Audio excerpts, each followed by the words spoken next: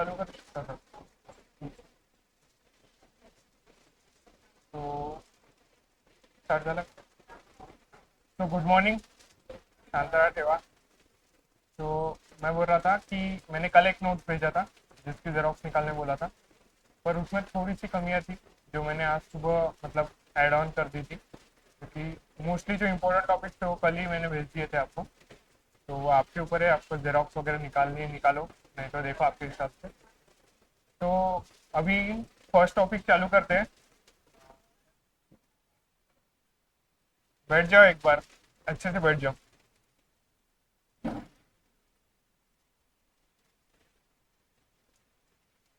तो मैं बोल रहा था कि ये जो लेक्चर है पर्टिकुलरली ये दिसंबर का लास्ट वीक का है।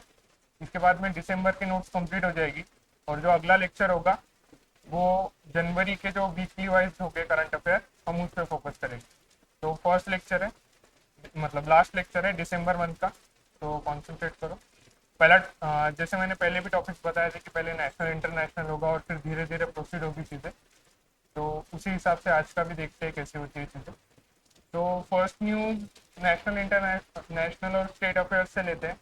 तो हेडलाइन कुछ इस प्रकार है कि after Australia two UK university plan international campuses in Gujarat gift city.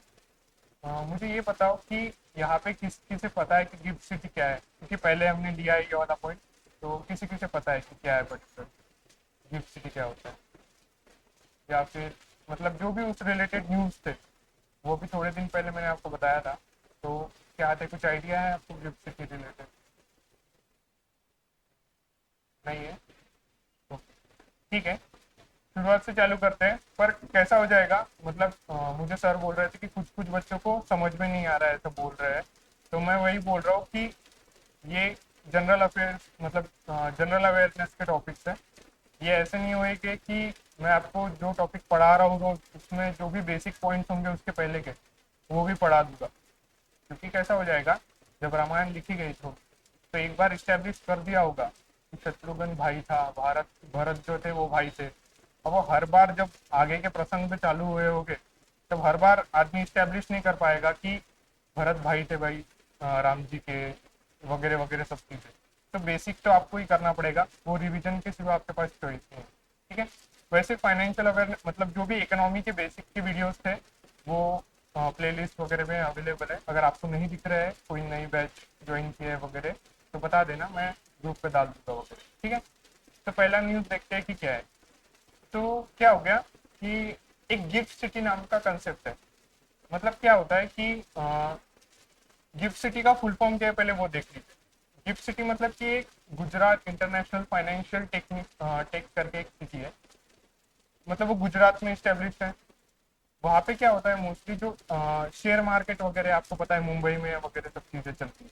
पर जो भी इंटरनेशनल रिलेटेड न्यूज मतलब बिजनेस है या फिर शेयर मार्केट है, या फिर पिछले बार मैंने बुलियन मार्केट वगैरह का आपको बताया था कि बुलियन मार्केट क्या होता है, वो सबके सब मोस्टली गुजरात में, जहाँ पे इंटरनेशनल रिलेटेड जो भी शेयर मार्केट वगैरह या फिर जो भी चीज़ें चलेगी एक्सचेंज ट्रेड रिलेटेड वगैरह जो इंटरनेशनल लेवल का है वो वहाँ पे गिफ्ट सिटी के अंदर।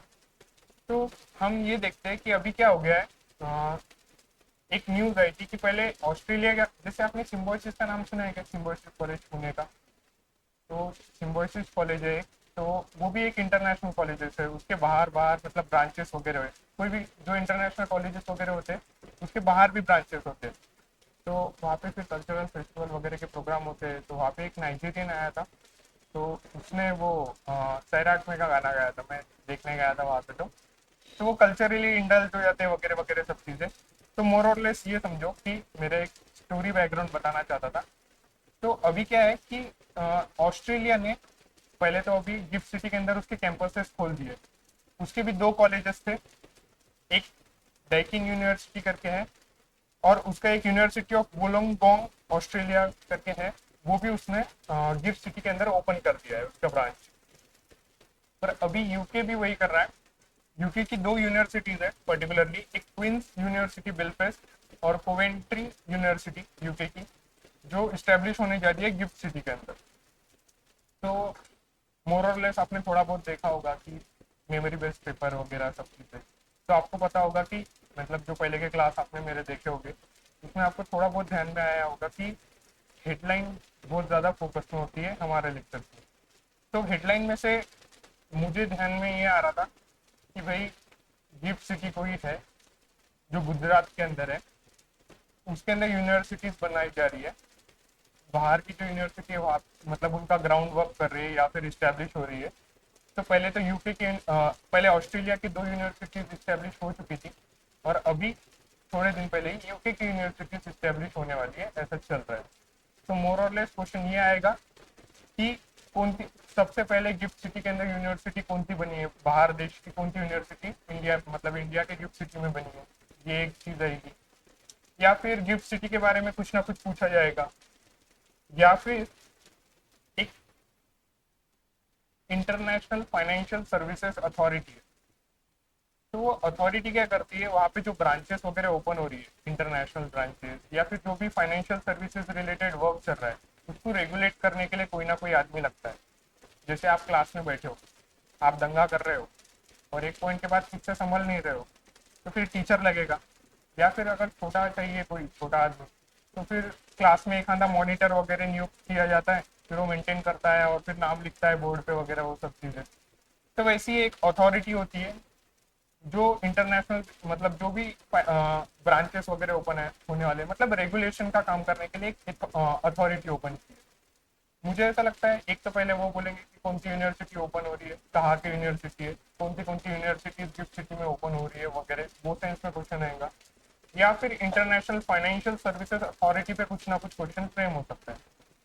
पहले तो इसका फुल फॉर्म वगैरह नहीं देंगे, डायरेक्ट ऐसा इसका मतलब इसका करके ऐसा डाल देंगे ऑप्शंस वगैरह में, ये एक चीज़ हो सकती है। उसका फुल फॉर्म वगैरह पूछ लिया जाएगा, ये फॉर्म में क्वेश्चन फ्रेम हो सकेगा। या फिर थोड़ा अंदर में जाएंगे कि भाई ये बॉडी दो अगर पूछना ही है तो मैंने आपको बताया ये एक स्टेटूटरी बॉडी है, मतलब एक एक्ट से ये आई है पहले तो, जो फाइनेंशियल प्रोडक्ट फाइनेंशियल सर्विसेज जो भी चल रही है उसे रेगुलेट करने का काम करती है। वहाँ पे क्वेश्चन पूछा जाएगा मेरे हिसाब से कि इसके अंदर कितने मेंबर्स है, मतलब 9 मेंबर्स है ये अथॉरिटी में। जो मेंबर्स है वो आरबीआई, सेबी, इडाई या पीएफआरडीए उसके मेंबर्स है पर्टिकुलरली, जो चेयरपर्सन से वो वहाँ पे मेंबर्स है इफ्स के। और उनका जो टेन्योर है वो शायद पूछा जा सकता है। तो वो टर्म ऑफ 3 इयर्स का है, 3 साल का टेन्योर है जो उनके 9 मेंबर्स होते हैं उनका। और जैसे अभी तो आपने देख लिया होगा कि ये 4-5 लोग होते होंगे, बाद में फिर 2 मिनिस्टर ऑफ फाइनेंस के मेंबर होते हैं वहाँ पे, और in addition 2 other members will be appointed. मतलब ऐसा कुल मिला के 9 लोग होते हैं। ठीक है, ऊपरा ऊपरी समझा आपको क्या है क्या है। ठीक है, ऐसे रिलैक्स बैठो, ऐसा टेंशन में मत आओ, शांत है सब चीज़ें। ठीक है, तो ये पहली न्यूज़ कंप्लीट हुई है। जैसे फिर हम देखते हैं कि सेकंड न्यूज़ क्या है। आ, कोई किसी को पता है क्या शिवराज सिंह चौहान के बारे में, तो आपने सुना ही होगा नाम वगैरह। तो अभी हाँ मतलब अभी कौन सी मिनिस्ट्री मिली है उन्हें? हाँ, ओके, रूरल डेवलपमेंट वगैरह मिनिस्ट्री मिली है। ठीक है, एग्रीकल्चर नहीं। शिवराज सिंह चौहान जो है उन्हें रूरल मिनिस्ट्री मिली, एग्रीकल्चर भी मिली है क्या? ओके, फिर होगा 2 मिनिस्ट्री होगी शायद उनके अंदर। मैंने अभी यही देखा है कि वो रूरल मिनिस्ट्री के अंदर है। ठीक है, तो ये न्यूज़ क्या है पर्टिकुलरली पता है क्या? कि निर्भया वाला काम आपने सुना होगा कि बहुत गलत चीज़ हुई थी दिल्ली के अंदर। तो अभी क्या हो रहा है कि यूनियन मिनिस्टर है श्री शिवराज सिंह चौहान, उन्होंने नई चेतना करके एक नेशनल कैंपेन लॉन्च किया है। उसमें क्या होगा, जो भी जेंडर बेस्ड क्राइम्स है, एक पर्टिकुलर जेंडर को लेके अगर कोई क्राइम हो रहा है, वुमेन हो या फिर मैन हो, दोनों भी उन चीज में, तो उसके अगेंस्ट में स्टेप्स लिए जाए। ठीक है, तो अगर पूछा जाए मतलब हमारे लिए तो ये इंपॉर्टेंट है कि पर्टिकुलरली इस पे से क्वेश्चंस क्या फॉर्म होंगे। ठीक है, तो आपको क्या लगता है कि हेडलाइन पे से क्या क्वेश्चंस फॉर्म हो सकते हैं? हाँ, ओके, एम वगैरह पूछा जाएगा। हाँ, किसने लॉन्च की, बराबर है, बहुत सही है। उसका थीम वगैरह पूछ सकते हैं। हाँ, थीम वगैरह बराबर है। और कुछ किसी को और कुछ पूछना है? हाँ, वो एम में आ जाएगा। और कुछ? ठीक है, ओके। तो देखिए, शिवराज सिंह चौहान ने जो रूरल मिनिस्टर है, पहले तो ये भी चीज़ याद रखिए कि वो एक रूरल मिनिस्टर है करके। उन्होंने नई चेतना लॉन्च की है, उसका मतलब पूरा पहल बदलाव की वगैरह वगैरह ऐसा है। लॉन्च करते समय उन्होंने बोला था ये 3.0 है, मतलब ये पहले भी लॉन्च हो चुकी है, ये सिर्फ इसका नया वर्जन है। जैसे वो रोबोट 2.0 आया था ना, तो वैसे ही ये नई, मतलब जो है नई चेतना, ये 3.0 है।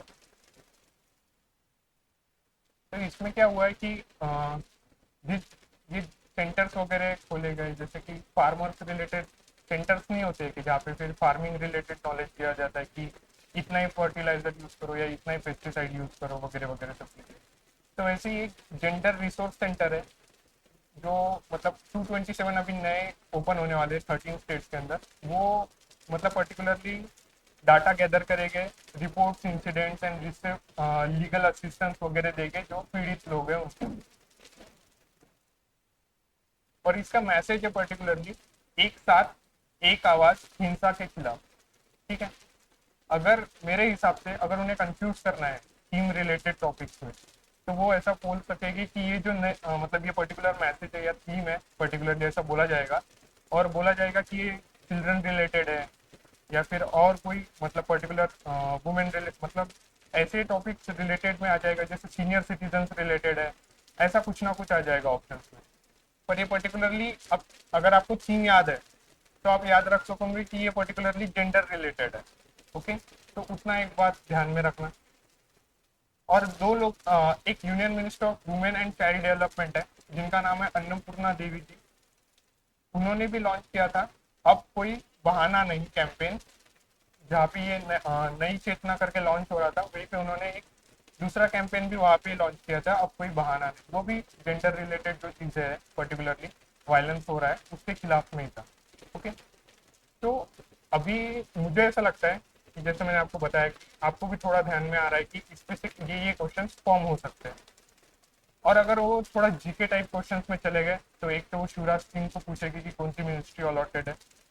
और अगर जैसे union ministry of women and child development, mostly जो वल्नरेबल कैटेगरीज होती है ना, जैसे चिल्ड्रन हो गए, सीनियर सिटीजन हो गए, या फिर SC ST पर्टिकुलरली पर्सन हो गए वल्नरेबल कैटेगरी वगैरह के, तो उनके ऊपर वुमेन मतलब जो गवर्नमेंट है या फिर बैंक एग्जाम्स या फिर जो भी एग्जाम्स है, वो थोड़ा फोकस में आ जाती है, क्योंकि उनके लिए गवर्नमेंट कोई ना कोई मतलब पॉलिसीज कैंपेन लॉन्च करते रहते हैं। ओके, तो इसलिए फिर ये जो union minister of women and child development है, उनका नाम भी याद रखिए कि वो अन्नपूर्णा देवी जी है।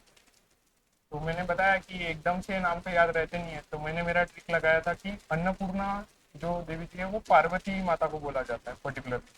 और पार्वती माता ही दुर्गा का भी रूप है, और फिर वो दुर्गा का रूप क्या कर सकता है, पता ही होगा थोड़ा बहुत। तो वही है मोर और लेस, उस हिसाब से याद रखो कि अन्नपूर्णा देवी जी ये union minister of women and child development related के मिनिस्टर है। ठीक है, इस वजह से शायद से आपको याद रहेगा, क्योंकि कंटेक्स्ट होगा। और वही है कि अगर याद नहीं रह रहा है, तो मैं तो ऐसे करता हूँ कि यहाँ पे एरो लगा दूंगा,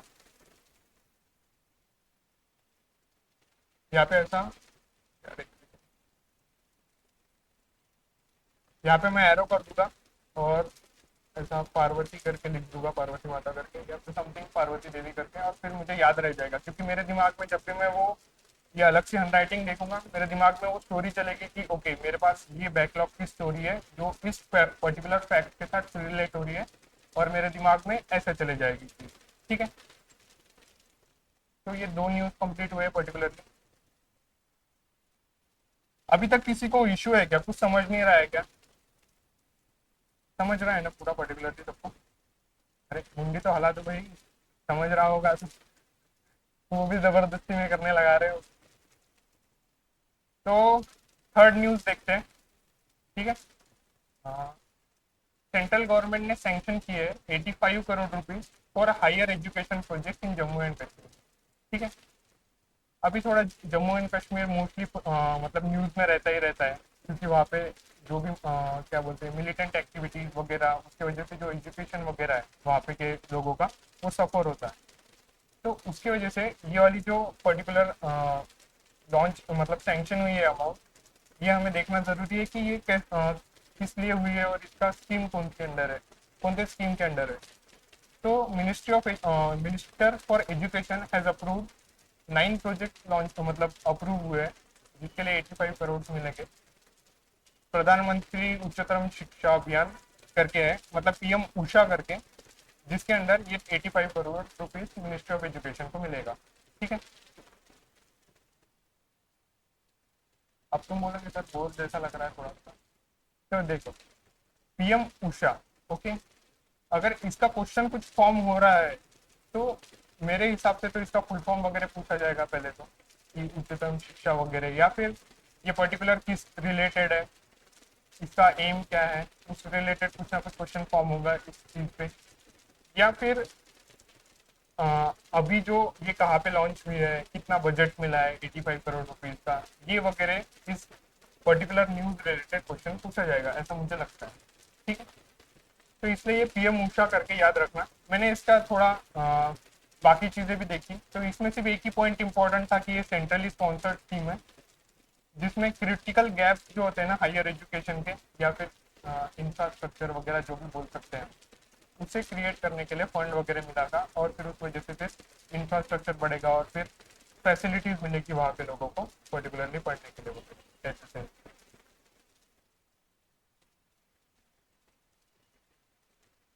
अब उसी रिलेटेड वहाँ पे एक पीएम कुसुम करके भी न्यूज दी गई, तो हमें जानना पड़ेगा क्योंकि स्कीम्स रिलेटेड मोस्टली क्वेश्चन पूछे जाते हैं, तो हमें देखना है कि पीएम कुसुम क्या है। इन दिसंबर टू फंड इसके लिए अलॉट किया था 4388 करोड़ अंडर पीएम कुसुम स्कीम। मुझे एक बात बताओ कि कुसुम पे से क्या ध्यान में आ रहा है, पीएम कुसुम करके, मतलब ये नाम है ना किसी चीज का, कुसुम करके क्या होगा।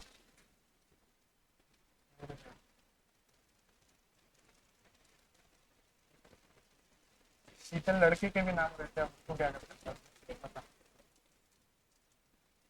तो देखो, मैं इसलिए वार्न कर रहा हूँ कि पीएम कुसुम से कुछ ध्यान में आ रहा है क्या, उसका रीजन है क्योंकि कभी कभार क्या होता है, जैसे हम हमारे नाम में पूरा नाम लगाते हैं कि ऋषभ दिनेश मिश्रा, तो सामने वाले को पता चल जाता है कि ये दिनेश मिश्रा जी का लड़का है। ओके। पर ये पीएम कुसुम के साथ ऐसा कुछ नहीं, इसको कुछ आजू बाजू में कुछ भी नहीं।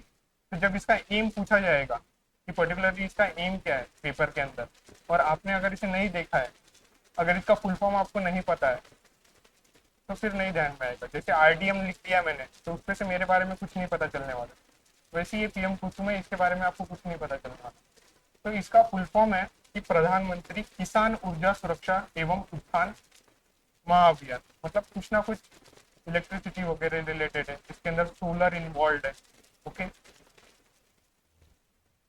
तो इसके अंदर क्या होने वाला है पता है क्या, जो सोलर मतलब एग्रीकल्चर जहाँ होता है वहाँ पे सोलराइज वगैरह काम होगा, मतलब सोलर प्लेट्स वगैरह मतलब बनाई जाएगी वगैरह, और फिर जो भी मतलब जो पंप्स वगैरह है जो स्टार्ट मतलब चलती है वहाँ पे पानी वगैरह देने के लिए, स्प्रिंकलर्स वगैरह, तो वो सब सोलराइज इस पे चलेगा। उससे फायदा ऐसा हो जाएगा कि जैसे इलेक्ट्रिसिटी नहीं होती है, कभी कभार लाइन चली जाती है वगैरह, वो वाला इशू नहीं होगा। धूप आएगी, एनर्जी मतलब इकट्ठी होगी सोलर प्लेट्स में वगैरह, और फिर उस वजह से काम चलते रहेगा, एफिशिएंसी बढ़ जाएगी, और फिर वही है कि काम रुकेंगे नहीं खेती वगैरह रिलेटेड। तो मेरे हिसाब से तो इस पे दो तीन क्वेश्चन फॉर्म हो सकते हैं पीएम कुसुम के अंदर। एक तो बजट कितना सैंक्शन हुआ है, ये दिसंबर महीने में सैंक्शन हुआ है इस वजह से, और इसका फुल फॉर्म वगैरह इंपॉर्टेंट है। नोडल मिनिस्ट्री क्या है, जैसे ये सोलर रिलेटेड है इसलिए ministry of new and renewable energy इसमें काम करेगी, रिन्यूएबल रिलेटेड ही है ना इसमें। और फिर ये 2019 में लॉन्च हुई थी, इतना सारा बजट, मतलब ये चीज़ें याद मत रखो मोस्टली, पर इतना याद रखो कि अभी दिसंबर महीने में ये पर्टिकुलर गतिविधि स्कीम के अंदर हो रही है, तो फिर आपको शायद से फायदा होगा उस चीज़ का। ठीक है। अब नेक्स्ट न्यूज़ है, वो देखते पर्टिकुलरली क्या है। एसबीआई क्लर्क का फॉर्म किस किसने भरा है। ओके। बाकी लोगों ने क्यों नहीं भरा, मुझे समझा नहीं, मतलब आपका एज कम है क्या।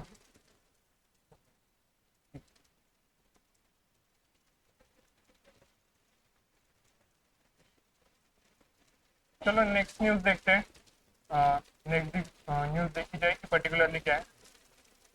हाय, रुक जाओ थोड़ा सा। इंडिया ने अचीव किया है जो coal achieve record coal production of 997.83 million ton in financial year 2024। और उसके लिए मतलब उन्होंने एक टारगेट रखा है कि 1.5 बिलियन टन वो 2030 तक निकालना चाहते हैं, मतलब कोल। तो पहले तो मुझे ये बताओ, कोल यूज कहाँ कहाँ होता है? प्रोडक्शन में होता है, और हाँ, रेलवे। हाँ, स्टीम इंजन वगैरह के तो है। और क्या लगता है? तूने प्रेस वाले के पास देख लिया था क्या? मेरे को लगा तू वो बोलेगा फिर। और किसका कुछ दिमाग चल रहा है, कोल कहाँ पे यूज होता है?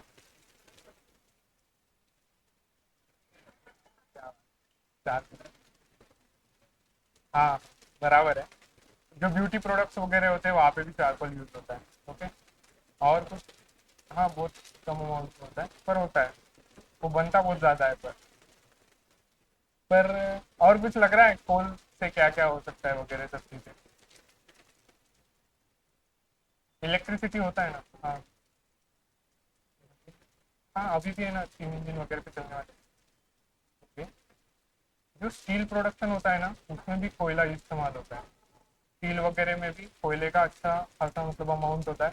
मुझे एग्जैक्ट अमाउंट नहीं पता, पर मोर और लेस अब इतना, मतलब एक अप्रोक्सीमेट वैल्यू मैं आपको बता सकता हूँ कि अगर आपको मतलब एक टन अगर आपको बनाना है पर्टिकुलरली, तो उसके अंदर पर्टिकुलरली 100 टन के लगभग में आपको कोयला लगेगा। मुझे अगर अगर मेरी मेरी मेमोरी बराबर सर्व कर रही है तो शायद से इतना ही है। कोयला कोयला 100 टन लगेगा कोयला। एक अगर किलो मतलब एक टन अगर आप बना रहे हो पर्टिकुलरली स्टील स्टील, तो उसके लिए 100 किलो मतलब 100 टन कोयला लग सकता है प्रोडक्शन करने के लिए। तो वो इतना ज़्यादा इम्पोर्टेंट नहीं है, पर इतना याद रखो कि कोयले का मतलब उसके ऊपर बहुत सारी जो मेन मेन इंडस्ट्रीज है, जैसे स्टील नहीं होगा तो फिर चीज़ें नहीं चलेगी, घर नहीं बनेंगे वगैरह सब चीज़ें। और फिर इलेक्ट्रिसिटी, ये सब जो मिल रहा है वो भी नहीं होगी। तो कहाँ ना कहाँ कोल बहुत ज़्यादा रिलेटेड है हर एक के जीवन से, हम ऐसा मायने दे या ना दे। तो फिर हमें ये देखना है कि इस पे से क्वेश्चन क्या फॉर्म हो सकते हैं। आपके हिसाब से क्या होगा अगर इस रिलेटेड कुछ ना कुछ क्वेश्चन फॉर्म होगा?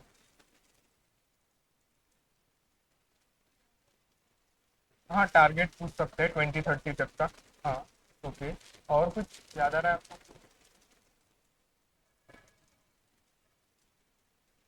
और कुछ? अरे बोलो यार।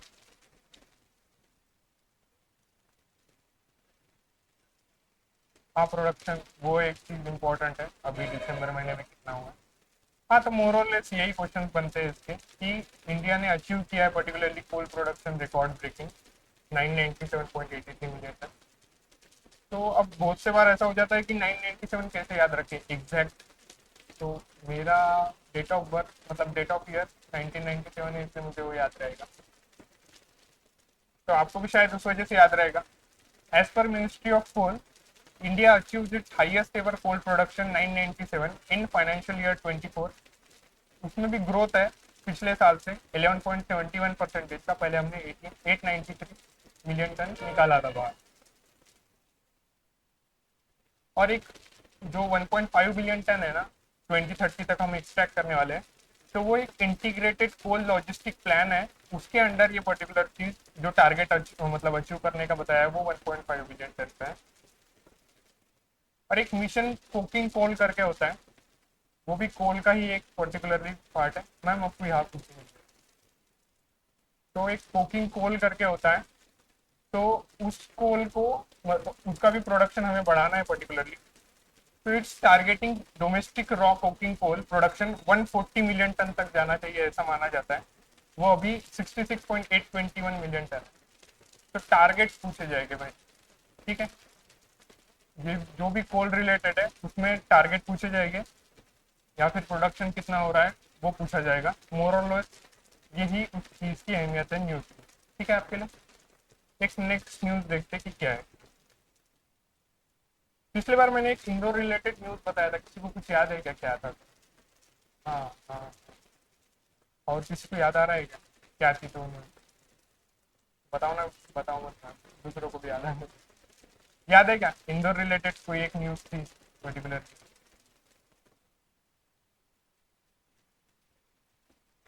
यार जो कभी कभार लगता है मैं एकदम पोस्टमार्टम रूम में ऐसा करके थोड़ा सा बोल दिया करो, कुछ नहीं होता है, मतलब फालतू भी बोलो, मैं बहुत फालतू बोलता हूँ, बताओ क्या होता है। मतलब इंदौर रिलेटेड पिछले बार कोई तो एक न्यूज लिया था मैंने, आप थोड़े बहुत तो थे वहां पे। हाँ बिल्कुल। हाँ हाँ हाँ। देखो, लास्ट बेंच पे तीन चार लोग बैठते हैं, मेरी तेरे से भी अपेक्षा थी, पर ठीक है छोड़ो। हाँ हाँ। तो इंदौर में पर्टिकुलरली जो बेगिंग है वो बैन कर दी गई है। तो वही है, पहले उन्होंने मतलब मैंने ये भी बताया था आपको कि इंदौर में पर्टिकुलरली जो फैसले होते हैं वो कड़क होते हैं और लागू भी होते हैं। ऐसा नहीं है कि सिर्फ ऊपर ऊपर ऊपर से हो रहा है करके। मैंने आपको बताया भी था कि मेरा एक दोस्त है जो गार्बेज रिलेटेड मतलब सेग्रीगेट नहीं किया था उसने, लिक्विड वेस्ट और सॉलिड वेस्ट एक साथ था, तो उसे मतलब क्या बोल सकते पेनल्टी वगैरह फाइन भरना पड़ा था। तो अभी एक नई न्यूज़ है मध्य प्रदेश की ही कि एक मतलब इंदौर देवी अहिल्या होलकर करके एयरपोर्ट है, वहाँ पे फर्स्ट जीरो वेस्ट एयरपोर्ट करके मतलब लाया गया। जीरो वेस्ट कैसे होगा, वेस्ट तो निकलेगा ही ना भाई। आपको क्या लगता है वेस्ट तो निकलेगा ही एट द एंड। जैसे अभी स्विगी वगैरह पे आपने देखा है क्या, जो ऐसे वो उनके बॉक्सेस रहते ना, उसके ऊपर लिखा रहता कि नेट कार्बन जीरो। क्या होता है मतलब, उसका मतलब समझ रहा है आपको, क्या बोलना चाहते हो पर्टिकुलर। हाँ पर कैसे, मतलब आपको क्या लग रहा है नेट जीरो मतलब वो बाहर कार्बन देते ही नहीं है क्या, उनकी गाड़ियां तो कार्बन पे कार्बन तो करेगी ही ना। सोचा क्या आपने तो, उन्होंने लिखा है कि नेट जीरो है करके। इन्होंने भी लिखा है कि फर्स्ट जीरो वेस्ट एयरपोर्ट, कि भाई वेस्ट ही नहीं है हमारे, फर्स्ट जीरो वेस्ट। कैसे क्या हो सकता है, हम हमारे घर पे अगर कांदा भी काटने निकालेंगे तो उसके छिलटे निकलेंगे, और खाना बनाया होगा जिसमें उसको पता है कि कितने बर्तन निकलते हैं। तो जीरो वेस्ट कैसे होगा आपके हिसाब से। मैं बोल रहा लास्ट बेंच पे चार आदमी बैठते हैं, तो फिर वही है, रिसाइकल होता होगा, रीयूज होता होगा, कुछ ना कुछ चीज होती होगी उसके साथ। ठीक है, इसलिए तो हम पूरी न्यूज जानते हैं। पहले तो हेडिंग देख के आपको थोड़ा बहुत ध्यान में आ रहा होगा कि ये ऐसी न्यूज है कि जिसके बारे में अगर पूछा जाएगा तो कि भाई फर्स्ट जीरो वेस्ट एयरपोर्ट कहाँ पे है, वो एक न्यूज मतलब कुछ ना कुछ ऐसा पूछा जाएगा। या फिर आपको पूछा जाएगा कि मतलब एक कंटेक्चुअली आपको अगर इस चीज ध्यान रखना है और जीके वाइज मैनर में आपको अगर कुछ क्वेश्चन पूछा जाएगा तो ऐसा पूछा जाएगा कि मिनिस्टर ऑफ सिविल एविएशन कौन है। आपको ये पता है क्या कि जो ये मतलब क्या नाम है वो कॉमेडियन का, उसे बैन कर दिया गया था। सिविल एविएशन मिनिस्ट्री ने कुछ दिनों पहले, ये मिनिस्टर नहीं थे पहले, दूसरे थे, एक कॉमेडियन था जो रिपब्लिक टीवी का एंकर कौन है, अर्नब गोस्वामी को उसने क्वेश्चन वगैरह पूछना चालू कर दिए थे। तो फिर वो कुणाल कामरा का नाम सुना है आपने, कसौटी जिंदगी वाले लोगों तुम उनको क्या कुछ करे। तो एक है मतलब मैं ये बोल रहा हूँ कि मिनिस्ट्री ऑफ सिविल एविएशन आ जाता है बीच में, क्योंकि एयरपोर्ट रिलेटेड कुछ ना कुछ वर्क है। तो इस जो भी मैं मजाक कर रहा हूँ ना, वो सिर्फ ऐसा नहीं है कि क्या बोल सकते हैं, एक मेरे को ऐसा कॉमेडियन नहीं हूँ मैं स्टैंड अप आया हुआ कि मैं एक जोक पास ऑन करना चाहता हूँ। जो मैं जोक पास ऑन कर रहा हूँ उसका न्यूज से कंटेक्स्ट है, तो कुछ ना कुछ लिख लिया करो, या फिर दिमाग में उस वे से उस न्यूज को याद रखो। क्योंकि मैंने पहले भी बताया है, मैं शायद बहुत बार बोल चुका हूँ, जिस दिन पेपर को जाओगे ना वो सारे न्यूज खिचड़ी होने वाले हैं, और वो खिचड़ी किसी के काम में नहीं आने वाली, खाने के भी नहीं आएंगी और फेंकने के भी काम में नहीं आएंगी, क्योंकि फेंकने के बाद भी कोई खाने नहीं वाला खिचड़ी को। तो वही है कि एक देवी अहिल्या होलकर करके एयरपोर्ट है इंदौर के अंदर मध्य प्रदेश में। तो वहाँ पे मतलब एक फर्स्ट जीरो वेस्ट एयरपोर्ट है।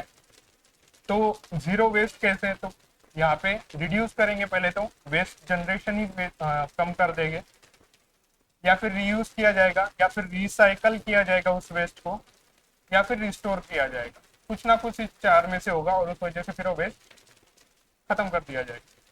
और फिर ये इनिशिएटिव है किसका, वो भी इम्पोर्टेंट हो जाता है। A joint initiative between IndiGo reach and airport authority of India, I मतलब एयरपोर्ट अथॉरिटी ऑफ इंडिया है, और आर्थ फाउंडेशन करके ये तीनों का मिलकर प्रोजेक्ट है। तो ये न्यूज़ में से तीन चीज़ें इंपॉर्टेंट है कि किसका किसका मतलब प्रोजेक्ट है। पहले तो ये तीन लोगों का प्रोजेक्ट है, बाद में ये कौन सा एयरपोर्ट है, क्या नाम है इस एयरपोर्ट का, और मिनिस्ट्री ऑफ सिविल एविएशन के मिनिस्टर का नाम क्या है।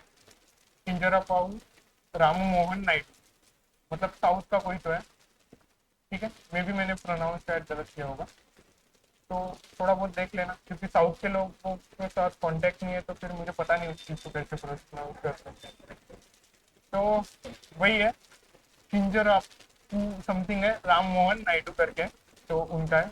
मोस्टली साउथ पिक्चर में नायडू वीडू नाम रहते हैं, हाँ रेड्डी वगैरह, तो उस वजह से शायद याद रखने के लिए याद रहेगा आपको। तो अब ये सिर्फ हेडिंग बेस्ड न्यूज़ इंपॉर्टेंट है, तो ये एक थोड़ा न्यूज़ है जो लड़कियों के लिए थोड़ा सा इंपॉर्टेंट हो जाएगा मेरे ख्याल से, कि मीशो ने क्या किया है पर्टिकुलरली, कि अब अगर आप, पहले क्या होता था कि आपको टाइप वगैरह करना पड़ता था, और कभी कभार क्या होता है, जो मम्मी वगैरह है, मेरी मम्मी, उन्हें टाइप करते नहीं आता है प्रॉपरली। तो अभी तो मैंने व्हाट्सएप का वॉइस वगैरह बता दिया है उनको कि वॉइस कैसे भेजा जाता है वगैरह वगैरह। तो पब्लिकली मेरे को वॉइस ही सुनना पड़ता मम्मी का व्हाट्सएप पे। तो फिर वैसे ही है, एक ई कॉमर्स वेबसाइट है मीशो, उसने क्या किया कि अब मल्टी लैंग्वेज, पहले क्या होता था कोई एक ही लैंग्वेज के अंदर बात कर सकते थे वगैरह सब चीज़ें चलती थी, पर अब जैसे आपके घर पे जियो का टीवी है क्या, टाटा स्काई वगैरह होगा, जिसके अंदर एक बटन है, आप बोलोगे और वो चैनल लग जाएगा पर्टिकुलर, है ना। तो वैसे ही अब मीशो ने भी उसका भी ऐसे ही कर दिया है कि उसने मल्टीलिंगुअल जनरेटिव एआई करके ला लिया है। अब वो पर्सनलाइज ह्यूमन लाइक असिस्टेंस देगा कि आपको कौन से हिसाब से चाहिए, कितना साइज चाहिए वगैरह कपड़ों का, एल साइज में चाहिए, एम साइज में चाहिए, मतलब वो भी बात करेगा। जो थोड़ा अच्छा लगता है कि भाई और कितना वेराइटीज है वगैरह उसमें, और तो कुछ ज़्यादा इंपॉर्टेंट नहीं है। अब बिहार की एक न्यूज़ देखते हैं। बिहार की न्यूज़ ऐसी है कि महिला संवाद प्रोग्राम लॉन्च किया है उसने, मतलब वहाँ पे जो चीफ मिनिस्टर है उन्होंने, तो 225 करोड़ का है, मतलब उसके लिए बजट मतलब अलॉट किया वगैरह। मोस्टली ये इतना इम्पोर्टेंट नहीं है, पर इतना याद रखो कि इसमें क्या होने वाला है, जो भी वुमेन्स वगैरह है उनको जो ऑनलाइन पॉलिसीज है पर्टिकुलरली जो स्टेट ने लॉन्च की या सेंटर ने लॉन्च की, वो पता ही नहीं चलती मोस्टली, क्योंकि वो उनके काम में रहते हैं। तो अभी क्या हो रहा है, to inform women about ongoing policy, particularly उनके लिए स्टेट गवर्नमेंट ने लॉन्च किया ये कि भाई आएंगे और सब मतलब गांव गांव जाके पर्टिकुलरली बताएंगे कि ये पर्टिकुलर स्कीम है, आप यहाँ पे अलॉटेड है और आपको ये चीज़ मतलब मिल सकती है, आपने ट्राई करना चाहिए। जैसे बीच में बर्तन वगैरह नहीं मिल रहे थे क्या, 4 कटोरिया 8 थाली वगैरह समथिंग सेंस में। तो वैसे ही है कि अब जो भी स्कीम्स है पर्टिकुलरली गवर्नमेंट की, वो आके उनको बताया जाएगा, एक आधा स्टेज वगैरह लगाया जाएगा और बताया जाएगा कि ये पर्टिकुलर प्रोजेक्ट है जो आपके लिए लॉन्च किया है करके, वो वाले से। तो गुजरात में एक चीज़ हुई है, नेक्स्ट न्यूज़ है, ये हेडिंग वाले ही इंपॉर्टेंट है, कि इनका हेडिंग पे से ही आपको इंपॉर्टेंस पता चलेगा कि सिर्फ इसका हेडिंग रिलेटेड ही इंपॉर्टेंस है, इसका डेप्थ में कुछ नहीं है इस चीज़ का। तो गुजरात में हुआ है, तो ये सिटीजन सेंट्रिक इनिशिएटिव है, स्वर करके।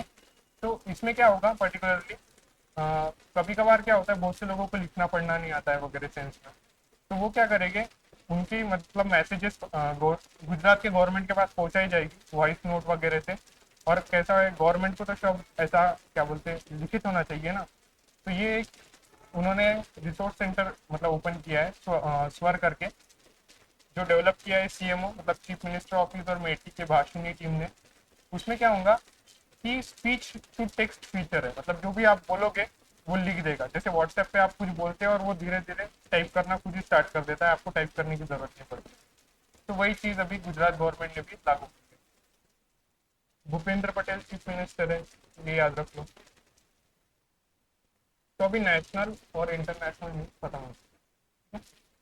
अब नेक्स्ट न्यूज देखते हैं जो हमारे लिए बहुत ज़्यादा इंपॉर्टेंट होती है, बैंकिंग, फाइनेंस और इंश्योरेंस एंड इकोनॉमिक अफेयर्स के लिए।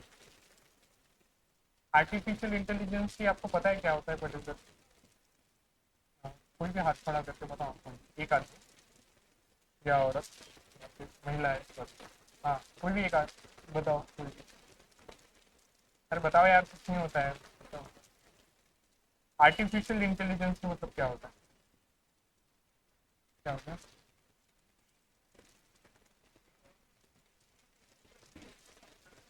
अरे हाँ, बता मैं।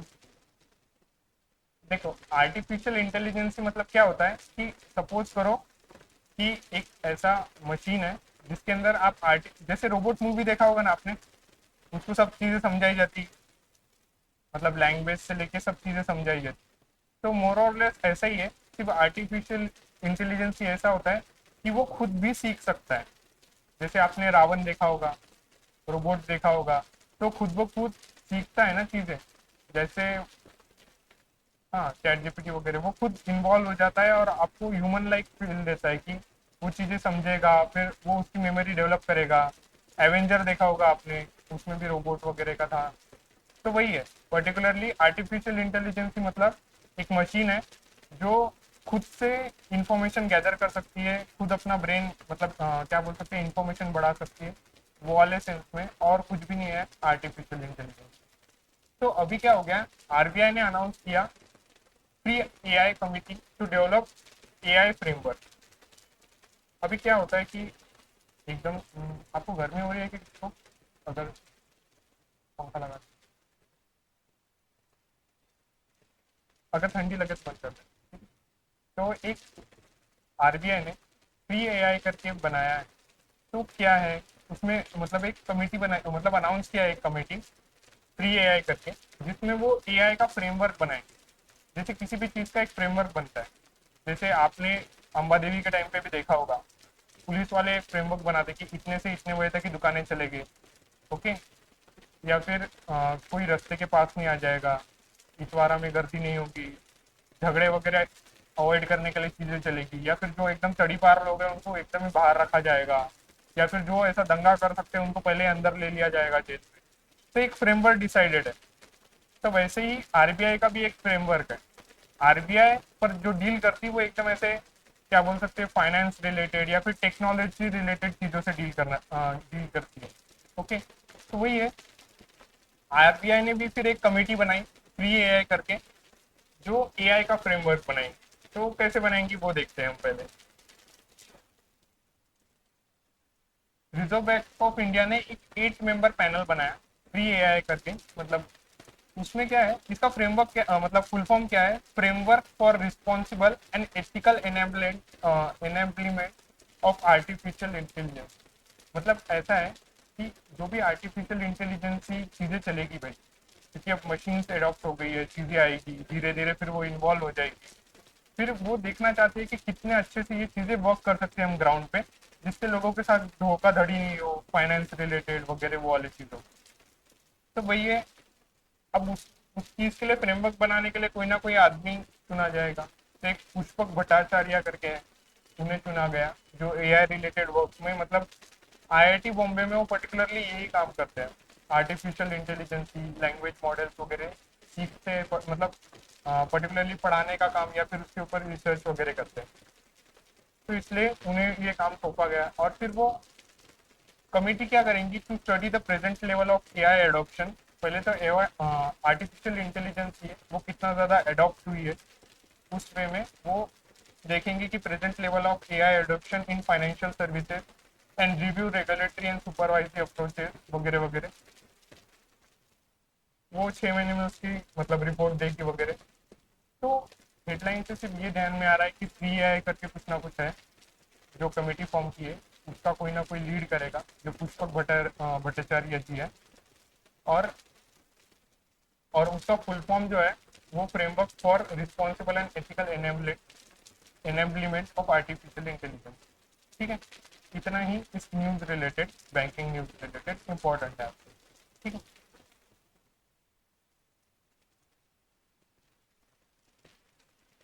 ई कॉमर्स, ओके। आप जीके वगैरह के टेस्ट वगैरह दे रहे हो क्या, मतलब संडे टू संडे पेपर कौन कौन दे रहा है, ईमानदारी से बताना। सभी दे रहे हो ना, जो फिर यार मतलब वो तो दे सकते हो, उसके लिए एज बैरियर नहीं है आपके लिए। तो देखते हैं, ई कॉमर्स करके यूपीआई वेबसाइट है। आपको ये देखा है क्या कभी कभार, आप जब दुकानों में जाते हो आपका यूपीआई अटक जाता है ना, फिर आपको चिंता होती है कि प्लेट धोना पड़ेगा। क्योंकि मेरे को पता है, अपने मतलब जेब में पैसे नहीं रहते हैं अभी, धीरे धीरे सब मोबाइल में यूपीआई वगैरह से ही पे हो रहा है। ओके, तो क्या हो गया, ये ई कॉमर्स वालों ने भी ये चीज़ देख ली कि भाई बहुतों का पेमेंट अटक जा रहा है पीक टाइम पे। पीक टाइम कौन सा होता है? सुबह 10 के बाद। सुबह कोई उठता नहीं है, रात में हो जाएगा पीक टाइम। तब बहुत ज़्यादा ऐसा मतलब चीज़ें होती है कि भाई ट्रांजैक्शन बहुत ज़्यादा बढ़ जाते हैं, ये सब चीज़ें होती है। जैसे आप हाईवे वगैरह पे गए होगे तो अब फ्लाईओवर्स बन जाते हैं, ये सब चीज़ें चल रही है क्योंकि रास्ता थोड़ा और एफिशिएंट बनना चाहिए। तो वैसे ही है कि अब यूपीआई तो पहले से ही था, पर एक यूपीआई स्विच करके ला दिया गया है। अब यूपीआई स्विच क्या है, हम वो चीज़ देखते हैं।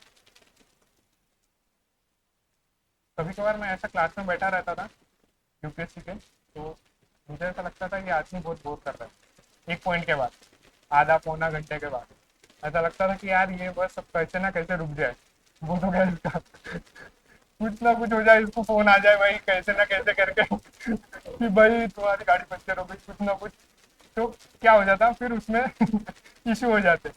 पर देखो क्या है कि अब ये न्यूज़ का भी कुछ ऐसे ही हाल है।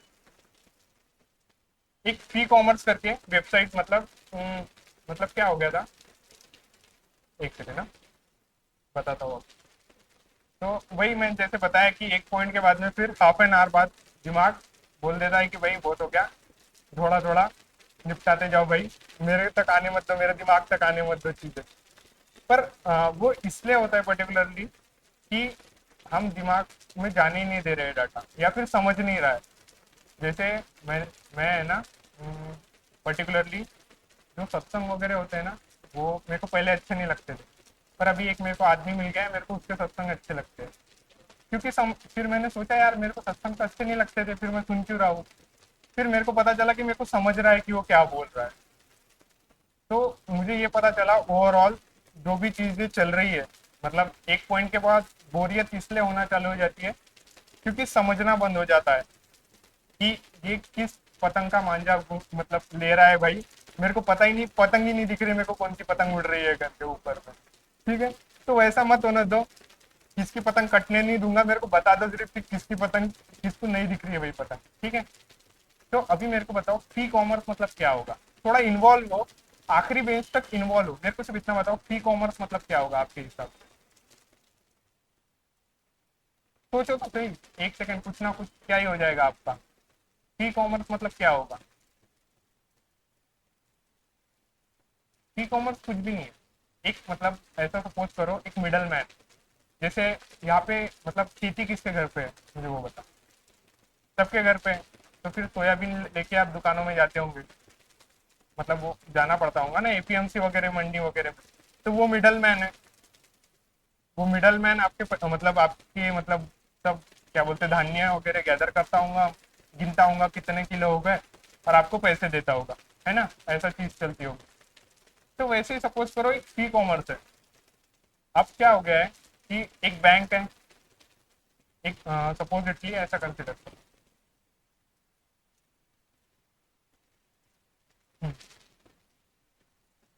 ये है एक बैंक। आपको पता है यूपीआई ट्रांजैक्शन मतलब पर्टिकुलरली चलता कैसे? कुछ ना कुछ तो होता होगा ना, एकदम से पैसे चले जा रहे हैं मतलब ऐसा तो कुछ नहीं होता होगा। ये बैंक है और ये पर्टिकुलरली वो बिजनेसमैन है जिसको आपको पैसे देना चाहिए, है ना। और यूपीआई एक लिंक है जिससे इससे इसको पैसे चले जाएंगे, है ना। पर अब ये रास्ता बनाने के लिए कोई ना कोई एक मिडल मैन लगेगा। जैसे नितिन गडकरी जी लगे थे रास्ता बनाने के लिए, नहीं तो हम नागपुर अच्छे से जा नहीं पाते थे। आपको पता है नागपुर आप 2 से ढाई घंटे में पहुंच जाते हो, ज़्यादा टाइम नहीं लगता है, रास्ते बहुत अच्छे हो गए। तो वैसे ही एक बैंक और बिजनेसमैन के बीच में एक ई कॉमर्स करके है, जो एक पाथ क्रिएट किया है उसने, एक मतलब क्या बोल सकते हैं एक रास्ता क्रिएट किया है इन दोनों के बीच में कनेक्ट करने के लिए। तो ये क्या करता है पर्टिकुलरली, ये फ्री कॉमर्स बैंक के साथ ट्रांजैक्शन करने के लिए बिजनेसमैन को, मतलब कि भाई इसके जो पैसे आपने मतलब चुकाने हैं, वो चुकाने के लिए एक रास्ता इसने बनाया हुआ है। तो अभी क्या हो रहा था, इसके ध्यान में आ रहा था कि धीरे धीरे है ना लोग मतलब ट्रांजैक्शन वगैरह बहुत ज्यादा अमाउंट में हो रहे हैं भाई, इतना ज्यादा हो रहे हैं कि भाई बहुतों के ट्रांजैक्शन रुक जा रहे हैं। या फिर ट्रांजैक्शन हो नहीं पा रहे, रुक जा रहे, या फिर कोई टेक्निकल फॉल्ट वगैरह आपको बैंक का दिखाई पड़ता था आपके मोबाइल मैसेजेस पे। तो फिर इसने क्या किया, एक यूपीआई स्विच करके है जो एनपीसीआई ने बनाया है। तो ई कॉमर्स को आरबीआई ने अलाउड कर दिया, मतलब एनपीसीआई ने अलाउ कर दिया यूपीआई स्विच यूज करने के लिए ई कॉमर्स को। एक बिजनेस मतलब एक मिडल मैन है, उसको अलाउ कर दिया कि हाँ भाई तू यूज कर सकता करके। तो ये कैसा है, एक पेमेंट एग्रीगेटर। पेमेंट एग्रीगेटर मतलब आपको मैंने जो अभी बताया ना, वो मिडल मैन, उसी को पेमेंट एग्रीगेटर बोलते हैं। ठीक है, वो पेमेंट गेटवे बनाता है, लाइसेंस देता है वगैरह सब चीजें चलती है।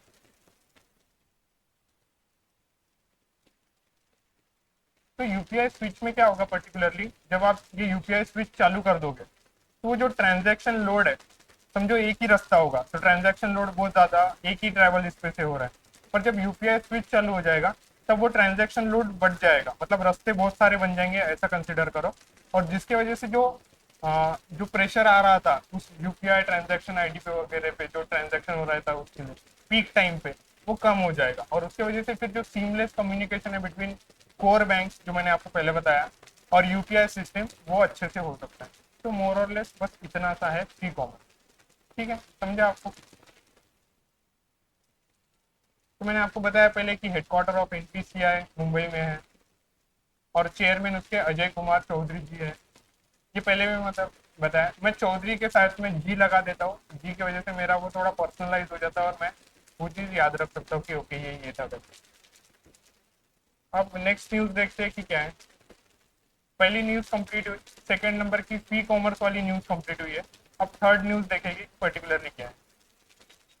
India dominates in global IPO market in 2024, set to raise rupees 2 lakh crore in next year, report ने बताया है। मेरे को ये बताओ आईपीओ मतलब क्या होता है, आपको पता है क्या? हाँ, पर इनिशियल पब्लिक ऑफरिंग मतलब क्या होता है? ओके ओके, हाँ ओके, इनिशियल पब्लिक ऑफरिंग उसे बोलते हैं। और तो क्या होता है, जब भी कोई बैंक आता है, मतलब कोई भी कंपनी वगैरह चाहती है कि भाई उसके उसे शेयर मार्केट के जुए में उतरना है।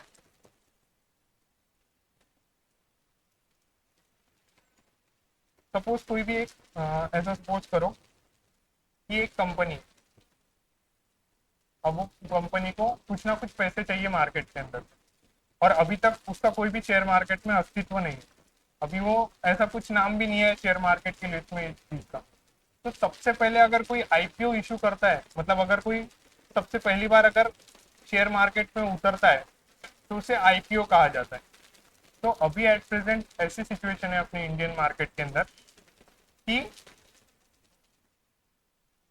इंडिया डोमिनेट कर रहा है ग्लोबल लेवल पे आईपीओ के लिस्ट में। मतलब ऐसा करो, हर्षद मेहता का केस हुआ था, है ना? तो जो एक मूवी से हम कितना ज्यादा इन्फ्लुएंस होते हैं। हर्षद मेहता आया और मैं पुणे में था तब, तो मेरा कुछ ऐसा क्या बोलते हैं उसके लिए पर्टिकुलरली एक अकाउंट वगैरह ओपन करना पड़ता है शेयर मार्केट का, डीमेट अकाउंट मेरा कुछ नहीं था। तो हम ऑटो वाले के साथ जा रहे थे, तो मेरा ऑटो वाले के साथ मैंने ऐसी थोड़ी सी बातें चालू कर दी थी कि भाई ओके ऐसा है वैसा है।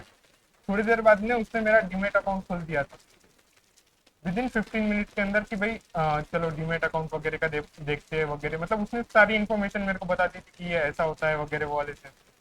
मतलब एक मूवी से जो भी अभी चीजें चल रही है इंडिया में शेयर मार्केट रिलेटेड, एकदम बूम जो आया है कि भाई बहुत ज्यादा आईपीओ, मतलब आईपीओ आ रहे हैं, या फिर हम कॉमन लोग हैं यार, हमें पता नहीं था कि शेयर मार्केट में इन्वेस्ट करना पड़ता है वगैरह वगैरह। वो जो रिंगटोन्स वगैरह बजी एक पॉइंट के बाद में हर्षद मेहता के मूवीज वगैरह से, उससे इन्फ्लुएंस होकर बहुत से लोगों ने फिर शेयर मार्केट की तरफ देखना चालू किया कि ओके शेयर मार्केट में इन्वेस्ट करना पड़ता वगैरह वगैरह। तो अभी क्या हुआ है, इंडिया डोमिनेट कर रहा है और ऐसा बोला जा रहा है कि नेक्स्ट ईयर वो 2 लाख करोड़ कमाएगा करके शेयर मार्केट में। तो हम ये देखते हैं कि क्या है।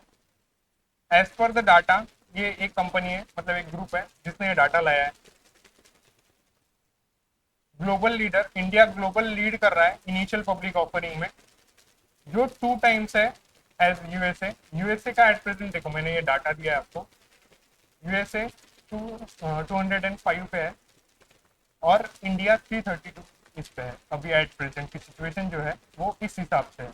मतलब नियरली 2 टाइम्स आईपीओ हमारे इधर ओपन हो रहे हैं, मतलब कंपनी जा रही है आईपीओ ओपनिंग करने के लिए। तो ये हमारे लिए बहुत ज़्यादा इंपॉर्टेंट न्यूज़ हो गई है, इसलिए इस पे से शायद क्वेश्चन फॉर्म हो सकते हैं।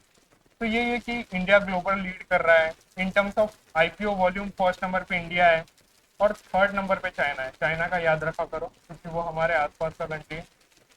और इन टर्म्स ऑफ वॉल्यूम और वैल्यू, वॉल्यूम और वैल्यू में क्या फर्क है आपको क्या लगता है?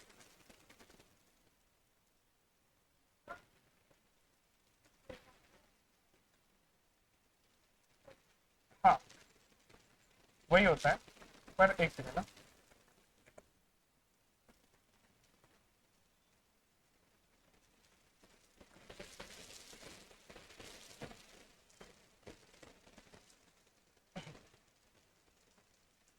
देखिए फर्स्ट नंबर पे भले ही इंडिया है वॉल्यूम में, पर वैल्यू में अभी भी यूएसए ही फर्स्ट नंबर पे है, जो है 35.6 बिलियन करके।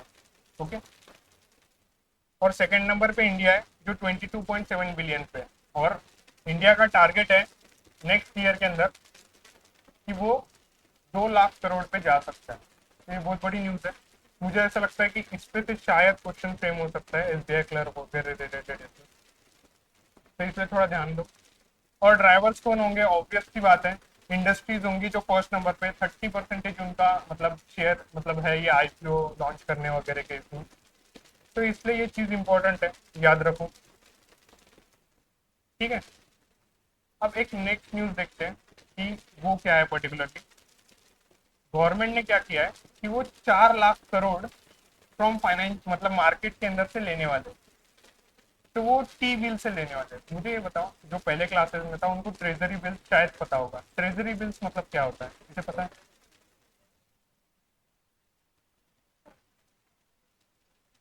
ओके। हम्म हम्म हाँ, बरोबर है। पर उसमें और हाँ हाँ हम्म। ठीक। ट्रेजरी बिल्स मतलब क्या होता है पर्टिकुलरली, आप बोलना चाहते हैं क्या ट्रेजरी? ओके। ट्रेजरी बिल्स मतलब ये शॉर्ट टर्म वाले हैं। मतलब शॉर्ट टर्म अगर कोई लोन लेना चाहता है 1 साल के अंदर तक, तो फिर इससे लोन ले सकता है। जैसे आपको पता है कि आप पैसे नहीं देने वाले आपके मतलब जो भी है पर्टिकुलरली एक्स वाई जेड दोस्त का, तो आप उसी दोस्त से लेंगे कि आपको पता है कि मैं इसको पैसे नहीं देने वाला, इसलिए आप उससे लोन ले रहे हो। पर ट्रेजरी बिल्स ऐसा होता है कि आप 1 साल के अंदर अंदर ही आपको लोन लेना पड़ता है और वो चुकाना भी पड़ता है। तो अभी क्या होगा है, गवर्नमेंट ने बोरो किया है 4 lakh crore from financial market मतलब शेयर मार्केट से ही वाया ट्रेजरी बिल। तो इसमें से कैसा है, अगर क्वेश्चन फॉर्म हुआ इसके ऊपर, तो क्वेश्चन फॉर्म होगा कि पहले तो कितना अमाउंट मार्केट से बोरो किया जा रहा है ट्रेजरी बिल से। और अब ये कैसा होता है, 1 साल तक होता है। तो इसके अंदर 3 टेन्योर होते हैं, एक 91 डेज, एक 182 डेज और 364 डेज। तो 3 है, उसका अलग अलग डाटा है। एक है रुपीज 1.68 लाख करोड़, बाद में रुपीज 1.28 लाख करोड़ और बाद में 98,000 करोड़। ये तीनों फिगर आप याद रखना, क्योंकि मुझे लगता है क्योंकि ये इस पे भी क्वेश्चन फॉर्म होते हैं। और मैंने कल जो टेस्ट होने वाली है उसमें भी इसमें का एक क्वेश्चन पूछा गया है। तो थोड़ा ध्यान से देखिए। जैसे मैंने आपको बताया कि शॉर्ट टर्म डेप्ट इंस्ट्रूमेंट है issued by the government to meet it short term borrowing. ठीक है। अब नेक्स्ट न्यूज देखते हैं कि क्या है। अभी आप जब मुझे ऐसा बताइए, जो आप मीशो वगैरह पे शॉपिंग करते होगे या फिर अमेजोन पे पे वगैरह शॉपिंग वगैरह मतलब अमेजोन वगैरह पे करते होगे, तो आपको कॉइन्स वगैरह मिलते होंगे। जैसे यहाँ पे कौन कौन अड्डा का ऐप यूज करता है मुझे वो बताओ, है ना? तुम क्या कर रहे हो फिर, मतलब कुछ तो पेपर वगैरह तो सॉल्व करते होंगे ना तुम अड्डा के पेपर सॉल्व करते होंगे ना आप? अरे मैं सच में पूछ रहा हूँ, मतलब कंसर्न वे में पूछ रहा हूँ बड़े भाई के जैसे। पर मैं सच में बोल रहा हूँ कि आप पेपर वगैरह सॉल्व करते होगे ना। तो आपको पता है क्या, आपके अगर कॉइन्स वगैरह मिलते हैं आपको उसके अंदर, कॉइन्स वगैरह कुछ ना कुछ। हाँ, क्विज अटेम्प्ट किया तो आपको कॉइन्स मिलेंगे। हाँ मतलब ऐसे बहुत सारे, जैसे क्या है, आपको पता है क्या कि जो क्रिप्टो करेंसी वगैरह है, क्रिप्टो का नाम सुना होगा आपने, है ना? तो उसमें क्या होता है कि पर्टिकुलरली एक क्रिप्टो करेंसी है, वो किसी ने बनाई थी और उसकी वजह से फिर एक्सट्रैक्ट होते हैं उसके मशीनरी के अंदर से और फिर कॉइन्स वगैरह मिलते वगैरह। मतलब मेन चीज है।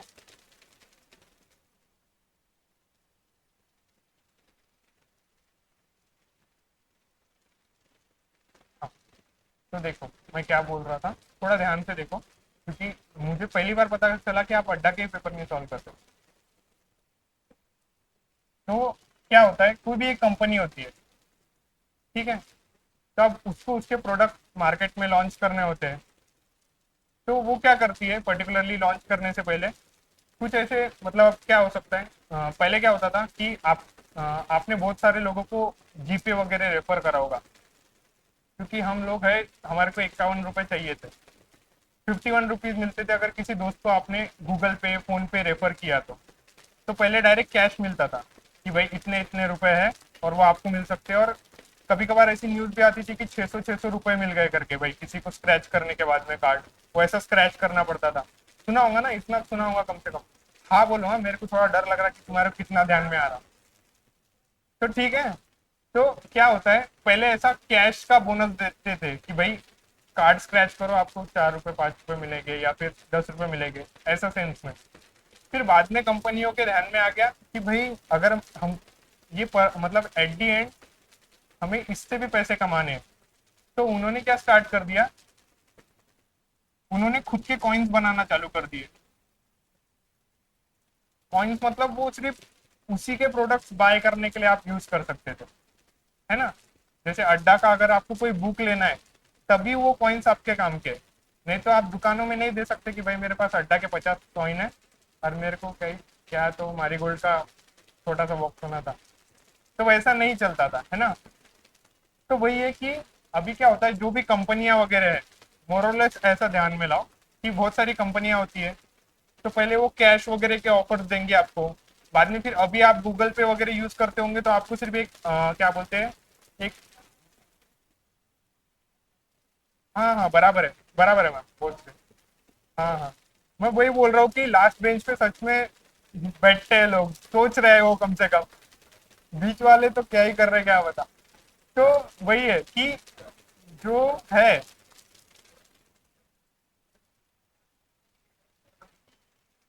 शांति। तो क्या होता है, देखो रे शांत हो जाओ, मेरे को भी नहीं समझ रहा एक पॉइंट के बाद की क्या इच्छा है तुम्हारी। तो देखो क्या होता है, कॉइन्स होते हैं पर्टिकुलरली, मैं देखो एक ग्राउंड से वर्क बना रहा हूँ, तो मुझे मेरी बिल्डिंग बनाने दो तुम्हारे समझ की, क्योंकि मुझे नहीं लग रहा तुम्हारी समझ थोड़ी सी भी ऊपर आई है करके, इसलिए बोल रहा हूँ। तो वही होता है कि एक कंपनियां वगैरह होती है, बिजनेसेस वगैरह होते हैं, तो वो पहले ऐसे बोनसेस देते हैं कि भाई कुछ ना कुछ पैसे मिलेंगे वगैरह, वो वाले सेंस की।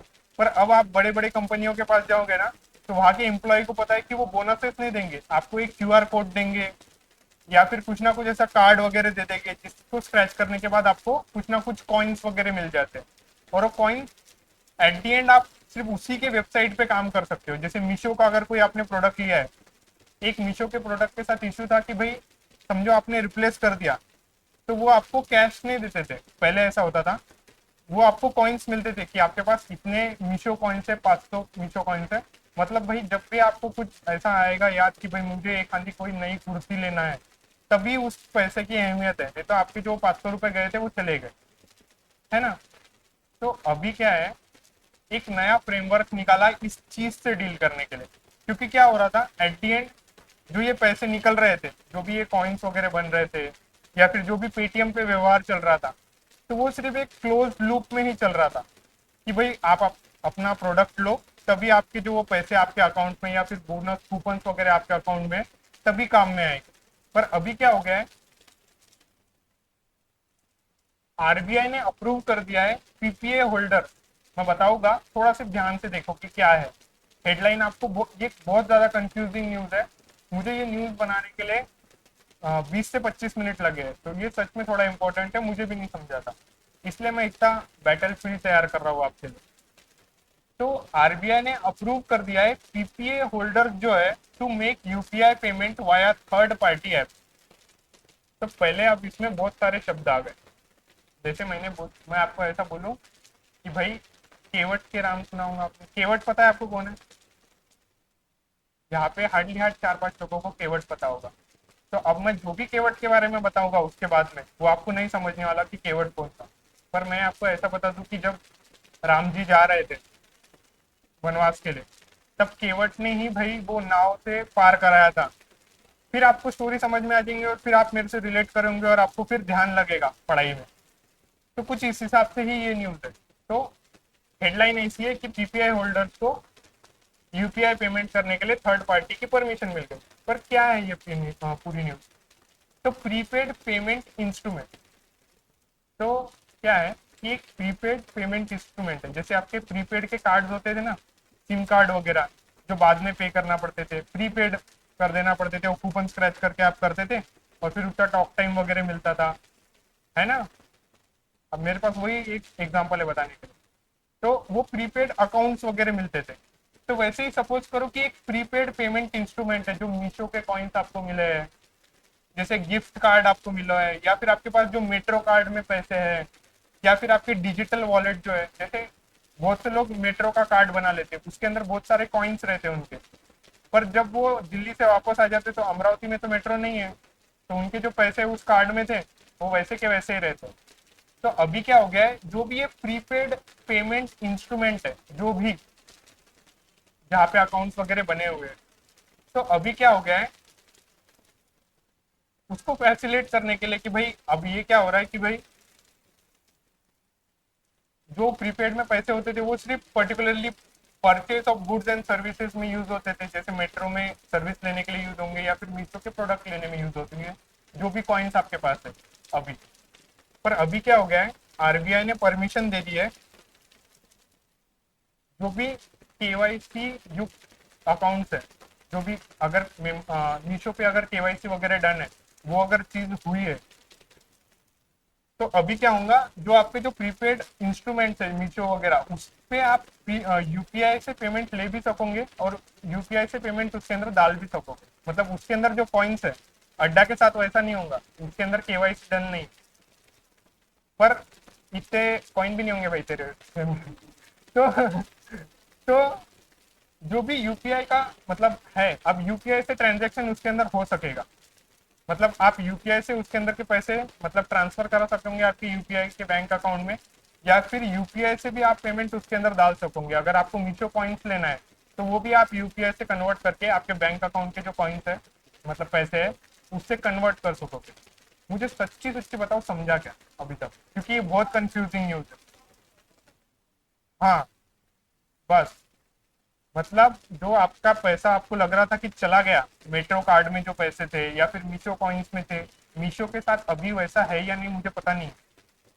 पर मैं एक एग्जांपल दे रहा हूँ कि जो भी गिफ्ट कार्ड वगैरह आपके ऑनलाइन आपके पास थे, जो उसी ऐप पे आपको यूज कर सकते थे, अब वैसा नहीं रहा है। बहुत से केस में आप डायरेक्ट उस ऐप मतलब वो जो कॉइन्स है आप यूपीआई के अकाउंट में आपके ट्रांसफर करा सकते हो, या फिर आपके यूपीआई से या फिर बैंक अकाउंट से अगर कोई आपको अगर स्कीम वगैरह मिल रहे होंगे वहाँ पे कि भाई इतने कॉइन्स देने पे आपको कुछ अच्छा मिल जाएगा, तो आप आपके कॉइन्स भी उधर मतलब पैसे भी उधर वो वाले अकाउंट में ट्रांसफर कर सकते हो। सच्ची सच्ची बताओ, मम्मी की कसम खा के कि समझा क्या करते, क्योंकि बहुत कंफ्यूजिंग न्यूज है। हाँ, मैं सच बता रहा हूँ।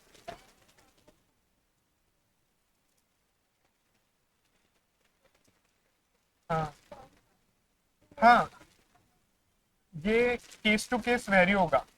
जहाँ पे केवाईसी वगैरह डन है, जैसे पेटीएम का केवाईसी डन होता है, तो फिर अभी वो उधर से ट्रांसफर हो सकते हैं। वो वाले मतलब पेटीएम अकाउंट्स में आपके जो पैसे है आप वो मतलब बैंक अकाउंट में ट्रांसफर करा सकते हो। पहले ऐसा नहीं होता था, जब स्टार्टिंग में पेटीएम आया था ना, तो उसके मतलब जो पेटीएम के अकाउंट में आपके पैसे होते थे, तो जहाँ पे पेटीएम चलेगा वहां पे ही आपके वो पैसे लागू होते थे। आप दूसरे जगह जाके उसको कैश में कन्वर्ट नहीं करा सकते थे पेटीएम के इससे। थोड़ा ध्यान दे के समझो मैं क्या बोल रहा हूँ। मे भी बोर होगा, पर ये बहुत कंफ्यूजिंग न्यूज है। ठीक है, अभी तक समझा सबको? ठीक है, तो ये है सब चीज। ठीक है। हाँ हाँ, अगर वहां पे, हाँ हाँ, हाँ के बराबर बराबर, धीरे धीरे वो भी चीज कन्वर्ट हो जाएगी, क्योंकि उनको भी मार्केट में बना रहना है ना। इसलिए फिर अब वो भी जो पॉइंट्स मिलेंगे वो भी आपके कन्वर्ट हो जाएगी रुपीज में या फिर कैश में। ठीक है, समझा आपको क्या बोल रहा हूँ मैं अभी तक, क्योंकि न्यूज बहुत कंफ्यूजिंग। गिफ्ट कार्ड भी मतलब हो जाएंगे, पर वो सिचुएशन टू सिचुएशन वेरी। जैसे मैं आपको बताऊंगा कि सबसे ज्यादा भाई धार्मिक आदमी को, मतलब क्या बोल सकते हैं उसको, सत्ते पे चलने वाला आदमी कौन था। अरे कोई युधिष्ठिर का नाम लेगा, मैं रहूंगा तो मैं राम जी का नाम लूंगा, है ना। तो वही अब वो केस टू केस वेरी होगा। कृष्ण उसके जगह पे बराबर जो टाइम पे सत्यवादी होना थे वो टाइम पे थे, और जहाँ पे नहीं होना था वहां पे नहीं थे। तो वैसे ही ये जो prepaid payment instrument prepaid payment instrument की जो स्कीम लाई गई है, जहाँ पे केवाईसी वगैरह हो चुका है, या फिर अगर ऐसा कुछ होता होगा, चालू हो जाएगी ये प्रोसेस धीरे धीरे। तो ये जो पैसे आपके मीशो अकाउंट्स में वगैरह है, वो कन्वर्ट इनटू कैश में हो जाएगी। समझा आपको ये न्यूज? सच में लिटरली बहुत कंफ्यूजिंग है। तो अब इसकी वजह से इसका आना थोड़ा सा बढ़ जाता है, मुझे ऐसा लगता है। बाकी तो आईबीपीएस को ही पता। तो वही है कि जो पहले क्या होता था, देखो अभी इसको थोड़ा सा और अंडरलाइन करने के लिए, with this new PPI holders can now seamlessly make and receive UPI payment using popular third party apps like Google पे एंड फोन पे, जो कि पहले सिर्फ पेटीएम या फिर अमेजोन पे होता था। वो लास्ट बैठे हुए मैम ने बराबर पकड़ा था कि पेटीएम पे हो रहा है करके। समझा आपको? अभी तक सब समझा है? लास्ट बेंच तक मैं आपको समझा है? तो मुझे ये थोड़ा सा, मतलब देखो अब ये नई स्कीम है, स्कीम नहीं बोल सकेंगे, एक पॉलिसी है आईसीआई प्रूडेंशियल लाइफ की। तो हम ये देखते हैं कि ये पर्टिकुलरली क्या पॉलिसी। तो इसमें क्या होगा कि एक आईसीआईसीआई प्रूडेंशियल लाइफ है और आरजीए करके एक है, ऐसी कोई तो होगा, launch insurance product covering specific elements of women.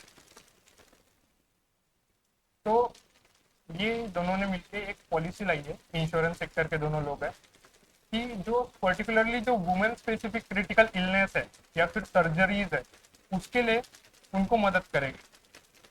ICI prudential life insurance और री इंश्योरेंस ग्रुप ऑफ अमेरिका। अब मेरे हिसाब से अगर इस पे क्वेश्चन पूछा जाएगा, अगर मैं यहाँ से इसका नाम हटा दूं और फिर पूछूं कि ये किसकी स्कीम है, तो नहीं बता पाओगे।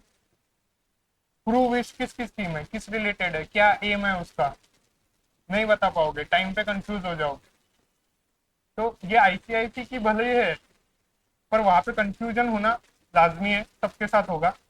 तो इसलिए ये ये न्यूज के साथ अगर क्वेश्चन कुछ पूरे में होगा, तो मेरे हिसाब से ऐसा होगा कि पहले तो ये डेवलप किस किस का है, दो लोगों का है,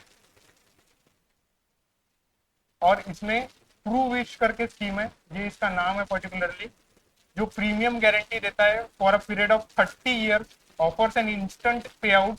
मतलब कैसा होता है, पहले जो इंश्योरेंस सेक्टर के स्कीम्स होते हैं, पहले आप खुद के पैसे देते हो, बाद में फिर इंश्योरेंस वाले उनके पैसे, मतलब आपके जो पैसे हैं वो वापस कर देते हैं।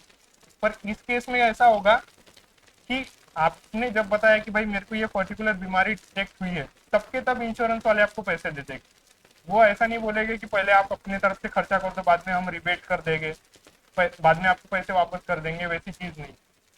इसलिए ये थोड़ा इंपॉर्टेंट हो जाता है। अभी एक नई आई है, प्राइवेट बैंक जो है उन्होंने आउटरन किया है public sector peers in private priority lending sector. तो priority lending benchmark, priority lending किसको पता है मेरे को ये बताओ, ये मैंने पढ़ाया है पहले, कुछ याद है? प्रायोरिटी सेक्टर लेंडिंग करके मैंने बताया था आपको, पीएसएल। थोड़ा सोचो क्या था पीएसएल। मुझे पता है बॉयज में थोड़े बहुत लोग नए हैं, पर लड़कियों में शायद से मोस्टली पुराने ही लोग हैं थोड़ा।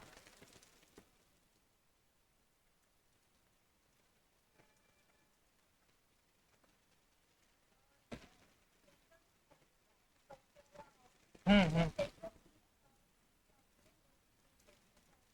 हाँ, तो पहले क्या होता था, अब ये वाला जो न्यूज है, इसके ऊपर क्वेश्चन फॉर्म होंगे तो ऐसे होंगे कि प्रायोरिटी सेक्टर लेंडिंग क्या है पहले तो, और फिर टारगेट्स क्या है बैंक के उस रिलेटेड स्कीम के अंदर की इतना इतना टारगेट होता है वो मैं बताऊंगा। और ये बताऊंगा कि जो प्राइवेट सेक्टर है वो कैसे पहली बार ऐसा हो रहा है कि पब्लिक सेक्टर बैंक से ज्यादा private sector bank priority sector lending में पैसे दे रहे हैं। मतलब उनका कुछ ना कुछ तो फायदा होगा उसमें, उनका इंटरेस्ट वगैरह निकल रहा होगा बराबर, है ना। तो वो देखेंगे प्रायोरिटी सेक्टर लेंडिंग, आरबीआई करता है related work. Priority sector lending मेरे को सच में बताओ, प्रायोरिटी सेक्टर लेंडिंग समझा है कि आपको क्या होता है? तो प्रायोरिटी सेक्टर लेंडिंग क्या होता है कि प्रायोरिटी पता है, हर एक के लाइफ में एक प्रायोरिटी लिस्ट डिसाइडेड होती है। थोड़ा एज में बढ़ने के बाद में प्रायोरिटी की लिस्ट में एक दो पे कोई दूसरा नाम भी आता है, और प्रायोरिटी वो वाली चेंज भी होती जाती है धीरे धीरे। तो वही है प्रायोरिटी सेक्टर लेंडिंग, मतलब एक प्रायोरिटी की लिस्ट होंगी जिसके अंदर एग्रीकल्चर का नाम होगा, सोशल स्कीम्स का नाम होगा, या फिर वल्नरेबल कैटेगरी, एजुकेशन सेक्टर, जो भी ये ऐसे दबे कुचले लोग हैं या फिर क्या बोल सकते हैं वल्नरेबल लोग हैं, या फिर जिनका हमें पार्टिसिपेशन बढ़ाना है इकोनॉमी के अंदर, उनके नाम होंगे और उनके लिए फिर लोन दिया जाएगा। ये है प्रायोरिटी सेक्टर लेंडिंग। तो इसमें ये आरबीआई पर्टिकुलरली लाता है क्योंकि एक अच्छा आदमी ही ये चीज करेगा ना, एक कमर्शियल माइंड वाला आदमी क्यों करेगा। तो ये आरबीआई इस चीज को एडमिनिस्टर करता है, और ये लोन्स मिलते हैं sector for development of sector वगैरह वगैरह। प्रायोरिटी अब तीन प्रकार के बैंक है, पब्लिक सेक्टर, प्राइवेट और फॉरेन बैंक। तो पब्लिक और प्राइवेट बैंक जो है उनको मतलब ये तीनों बैंक को 40% का टारगेट होता है कि भाई 40% आपको जो आपके पास जो फंड है उसमें से आपको 40% तभी देना पड़ेगा जो एग्रीकल्चर रिलेटेड जो भी लोग हैं उनको। और एक स्मॉल फाइनेंस बैंक है जिनको 75% का टारगेट होता है। तो इसलिए ये चीज इंपॉर्टेंट हो जाती है, इसे याद रखना। तो अब मैंने जो आपको बताया था कि भाई प्राइवेट प्राइवेट सेक्टर क्यों दे रहा हूँ आपके हिसाब से लोन। जैसे आप सोचो कि आपके गांव का साहूकार है, वो आपको आपको लोन दे दे रहा है और फिर आपको खाना भी खिला रहा है, और थोड़ी देर बाद में फिर अंगूठा भी लगा ले रहा है ना। तो कुछ ना कुछ तो फायदा होगा उसका, जब भी वो ये चीज जो भी हाथ पैर मार रहा है वो कर रहा होगा, वो भी इतना अच्छा आदमी तो है नहीं। पर वैसा प्राइवेट सेक्टर के साथ में नहीं है। अभी एक सर्टिफिकेट लाया है, पीएसएल सर्टिफिकेट करके, प्रायोरिटी सेक्टर लेंडिंग सर्टिफिकेट करके। तो अगर कोई आदमी मतलब ऐसे भी बैंक होंगे जिन्होंने बहुत ज्यादा प्रायोरिटी सेक्टर्स को लोन दिया है, तो उनका एक सर्टिफिकेट बनेगा कि आप ये सर्टिफिकेट मार्केट में बेच सकते हो। तो जो इसको खरीदेगा उसको पीएसएल सर्टिफिकेट मिल जाएगा। मतलब उसका जो 40% का रेशो है जो उसे मतलब करना था फुलफिल, वो अब पीएसएल वो शायद मे भी लोगों को नहीं दे रहा है प्राइवेट सेक्टर लेंडिंग के, पर वो सर्टिफिकेट खरीदने के बाद में उसका जो फंड है वो एट दी एंड लोगों को ही जा रहा है प्राइवेट सेक्टर में। इसलिए भी प्राइवेट मतलब जो प्राइवेट सेक्टर है उनको फायदा हो रहा है क्योंकि उनको डायरेक्ट लोगों से डील नहीं करना पड़ रहा है, वो डायरेक्ट सर्टिफिकेट ले ले रहे हैं। और उसके वजह से फिर जैसे बहुत से लोग मतलब जो क्या बोलते हैं मंत्री वगैरह हो गए, एक पॉइंट के बाद में उन्होंने डिग्री खरीद ली थी क्योंकि उनकी उसकी हायर अथॉरिटीज में पहचान थी वगैरह सब चीजें। तो वही है कि अभी जो प्रायोरिटी सेक्टर लेंडिंग सर्टिफिकेट है वो बैंक खरीद ले रही है, और उसके वजह से फिर जो उनके टारगेट है 40% के, या फिर स्मॉल स्मॉल फाइनेंस बैंक के केस में 75% के, तो फुलफिल हो जा रहे हैं। तो यही है, ई कुबेर प्लेटफॉर्म है जो आरबीआई का, उस पर ये चीजें चलते, मतलब यही उसका दुकान है प्राइवेट सेक्टर लेंडिंग या फिर गवर्नमेंट सिक्योरिटीज बेचने का। उस हिसाब से मतलब देखो आपके पास नोट्स हो गए ना, तो आप यहाँ पे ऐसा मैं जो बोल रहा हूँ ना वो ऐसा लिख सकते हो कि आप प्राइवेट प्लेटफॉर्म मतलब दुकान। और ये अभी नहीं समझेगा कि ये कितना इंपॉर्टेंट है। जैसा दुकान करने के बाद में कितना मजा आ रहा है मेरे को, मेरा पता है कि अब मेरे को ये ई कुबेर प्लेटफॉर्म ऐसा कुछ एक क्या बोल सकते हैं एक बड़ा सा टर्म याद रखने की जरूरत नहीं, मेरे लिए वो दुकान ही है आरबीआई की जहाँ पे प्राइवेट सेक्टर लेंडिंग के सर्टिफिकेट और गवर्नमेंट सिक्योरिटीज बेचे जाते हैं। तो वही है, ऐसा चीज हुई है।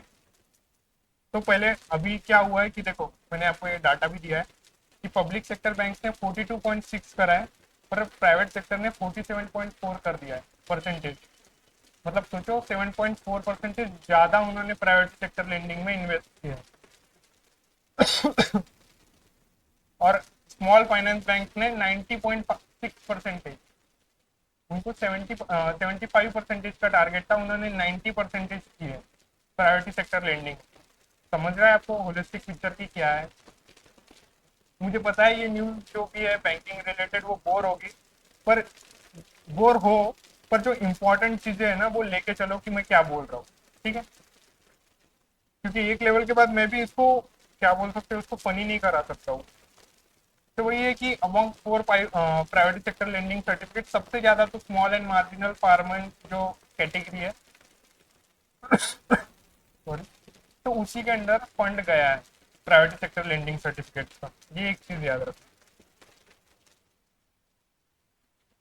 In the past 5 years, private sector banks emerged as major sellers of, सबसे ज्यादा 49% उन्होंने ये खरीदा है। मैं वही बोल रहा हूँ कि इसलिए ये चीज इंपॉर्टेंट है।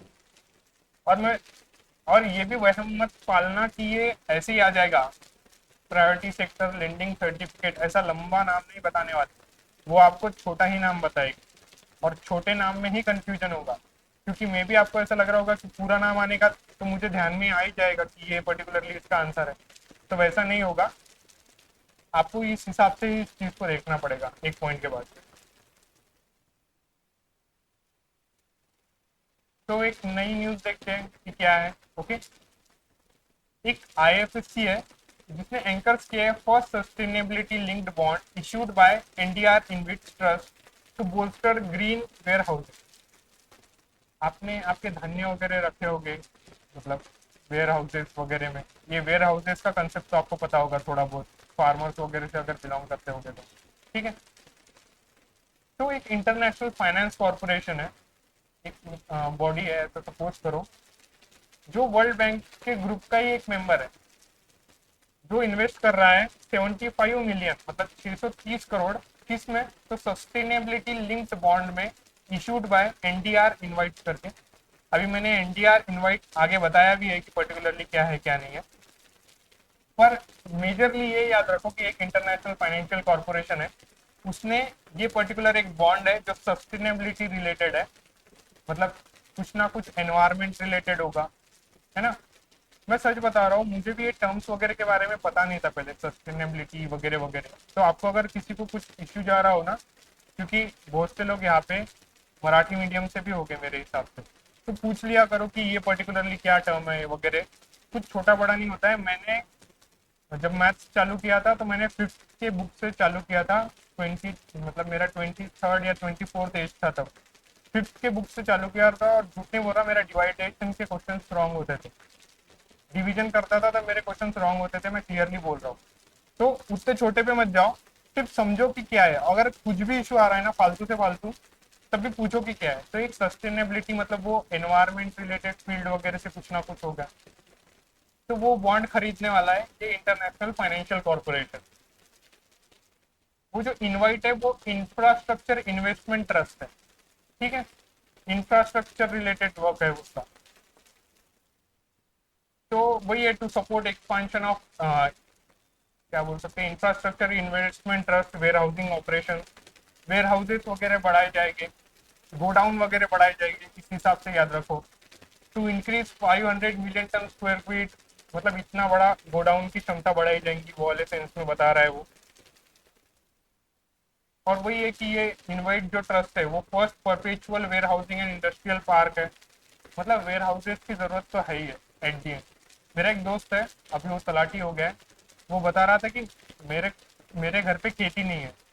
तो मैंने उसको पूछा कि भाई अगर तुमने जो, क्या बोल सकते हो उसको, हार्वेस्ट कर दिया, तो उसके बाद तुम्हारा जो सामान है, मतलब जो वो क्रॉप है वो कहाँ पे रखते हो। वो बोले हम खेत के बाजू में रख देते। मैंने बोला भाई पानी वगैरह चालू हो जाता फिर वो खराब भी हो सकता है, बोले बहुत से बार। तो इसलिए वेयर हाउसेस का बहुत इंपॉर्टेंट है। और उसके घर पे 30 एकड़ खेत था, तब भी उसके घर पे वेयर हाउसेस नहीं थे। समझ रहा है आपको। तो इसलिए भी ये जो वेयर हाउसिंग वगैरह जो कंपनी है इनवाइट ट्रस्ट, इसको सस्टेनेबिलिटी लिंक रिलेटेड बॉन्ड्स वगैरह इश्यू करके भी फंड मिल जा रहा है वर्ल्ड लेवल पे। तो ये इसलिए चीज याद रखना। अब एक नया नाम है आरबीआई का, रजत वर्मा करके। मुझे एक बताओ, रजत दलाल का नाम सुना है? सुना होगा शायद तुमने। बाकियों के बारे में पूछता हूँ, मुझे पता है तुमने सुना है। रजत दलाल का नाम सुना होगा, वो झगड़े वगैरह करते रहता, बिग बॉस में आया था वो अभी। बाप रे बाप, यहाँ से लाना पड़ता क्या तुमको? अच्छा ठीक है, बिग बॉस देखते क्या तुम? मैं उससे लाते जाऊंगा कंसेप्ट। तू नहीं देखता भाई, ये तो देख रहे हैं। नहीं क्या? एक पर्सन है रजत नाम का, वो बहुत ज्यादा झगड़े वगैरह करता है। तो मैं ये स्टोरी इसलिए बता रहा हूँ क्योंकि एक रजत वर्मा करके है, उनको डीबीएस बैंक करके एक है, वहां का सीईओ बना दिया गया है। तो वो रजत और वो रजत सेम है, इसलिए मैं वो रजत का किस्सा बता रहा था आपको। तो उस हिसाब से याद रखना कि एक रजत वर्मा करके है, जिसको आरबीआई ने न्यू सीईओ बना दिया है डीबीएस बैंक का। मिस्टर वर्मा करंटली हेड, मतलब अभी वो प्रेजेंटली एक इंस्टीट्यूशनल बैंकिंग ग्रुप है उसके हेड है, और पर अभी वो इसके डीबीएस बैंक है उसके हेड बन जाएंगे, रजत वर्मा करके। तो इसके बाद नई न्यूज देखते हैं कि क्या है। एक सीबीडीटी करके, सीबीडीटी का फुल फॉर्म किसी को पता है? हेडलाइन से सोचो, आपको क्या सोचने को मौका मिल रहा है, मेरे को बताओ पहले। हाँ बराबर है, हेडलाइन से सोचो बरा, मतलब क्या क्वेश्चन फॉर्म हो सकता है अगर कुछ फॉर्म होगा तो।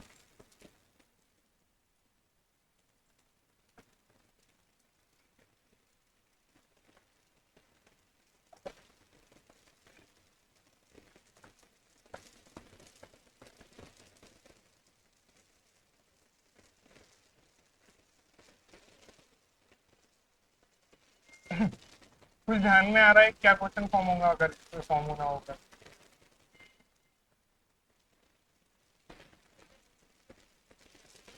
हाँ, मुझे एक बता दो। सपोज करो हम सब लोग, या फिर एक आदमी यहाँ से निकला और उसका ऑटो वाले के साथ थोड़ा झगड़ा हो गया, वो कट मार के चला गया होगा वगैरह से, है ना? फिर उसको क्या बोलेंगे, विवाद हो गया करके, है ना? उसके बाद में फिर थोड़ी देर बाद में मांडवली भी हो जाती, क्योंकि कब तक ही झगड़ा बढ़ाएगा, उसको भी उसके काम है, तुम्हारे पास भी थोड़े बहुत रिकामे काम है, कुछ ना कुछ तो होंगे ही तुम्हारे काम एट दी एंड। तो देखो, मोर और लेस विवाद से विश्वास मतलब ऐसा है कि अगर कोई टैक्स वगैरह नहीं भर रहा था, उसके कोई ना कोई, मतलब कोर्ट में केसेस वगैरह चल रहे होंगे, कुछ ना कुछ चल रहा होगा, तो फिर मोदी जी जब आए, उन्होंने फिर एक विवाद से विश्वास, मतलब मोदी जी मांडवाली बादशाह है, उन्होंने ऐसा कर दिया कि भाई एक स्कीम लॉन्च करी, मतलब एक विवाद से विश्वास।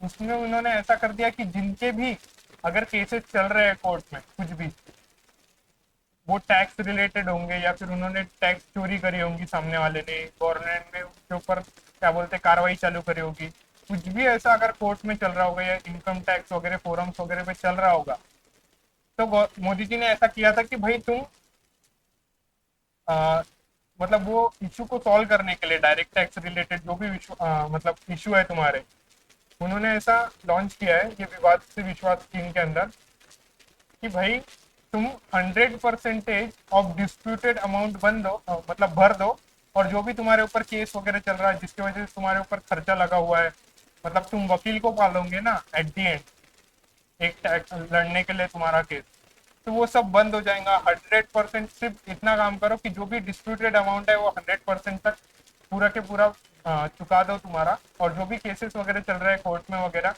वो बंद करा दिए जाए। ये विवाद से विश्वास स्कीम है। और अब इसमें अभी डेडलाइन बढ़ा दी गई है, पहले था वो 31 दिसंबर तक वगैरह थी, पर अब जनवरी 31 2025 तक कर दी गई है, मतलब ये महीने के एंड तक। तो जो भी विवाद से विश्वास स्कीम के अंदर मतलब केसेस चल रहे हैं, उन्होंने 100% अगर पैसे दे दिए तो केसेस को माफ कर दिया जाएगा, ये है पर्टिकुलर। और जो ओल्ड अप्लीकेंट है उनको 110% देना पड़ेगा। तो यही इस चीज का इम्पोर्टेंस है। विवाद से विश्वास स्कीम क्या है, मुझे नहीं लगता कि इस स्कीम के बारे में पूछा जाएगा, क्योंकि ये बहुत पुरानी स्कीम है। पर ये पूछा जाएगा कि कितनी डिस्प्यूटेड अमाउंट है जो देना होती है, या फिर तारीख कितनी है उसकी, आखिर तारीख कितनी थी, उस हिसाब से कुछ ना कुछ क्वेश्चन पूछा जाए। तो एक नया न्यूज है, जो भी जो कि बैंकिंग और इस रिलेटेड ही है। करंट अकाउंट डेफिसिट किसको पता है, सच्ची सच्ची पता क्या होता है करंट अकाउंट डेफिसिट, बोलना।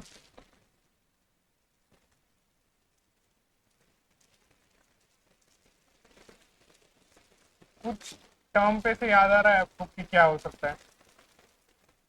अच्छा ठीक है, एकदम इस पे मत जाओ, पर मुझे ये बताओ कि हेडलाइन से आपको क्या ध्यान में आ रहा है?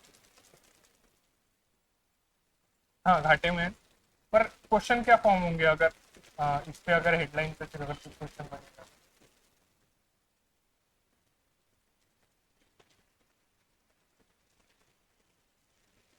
कुछ ध्यान में आ रहा है, कुछ क्वेश्चन फॉर्म होगा फिर?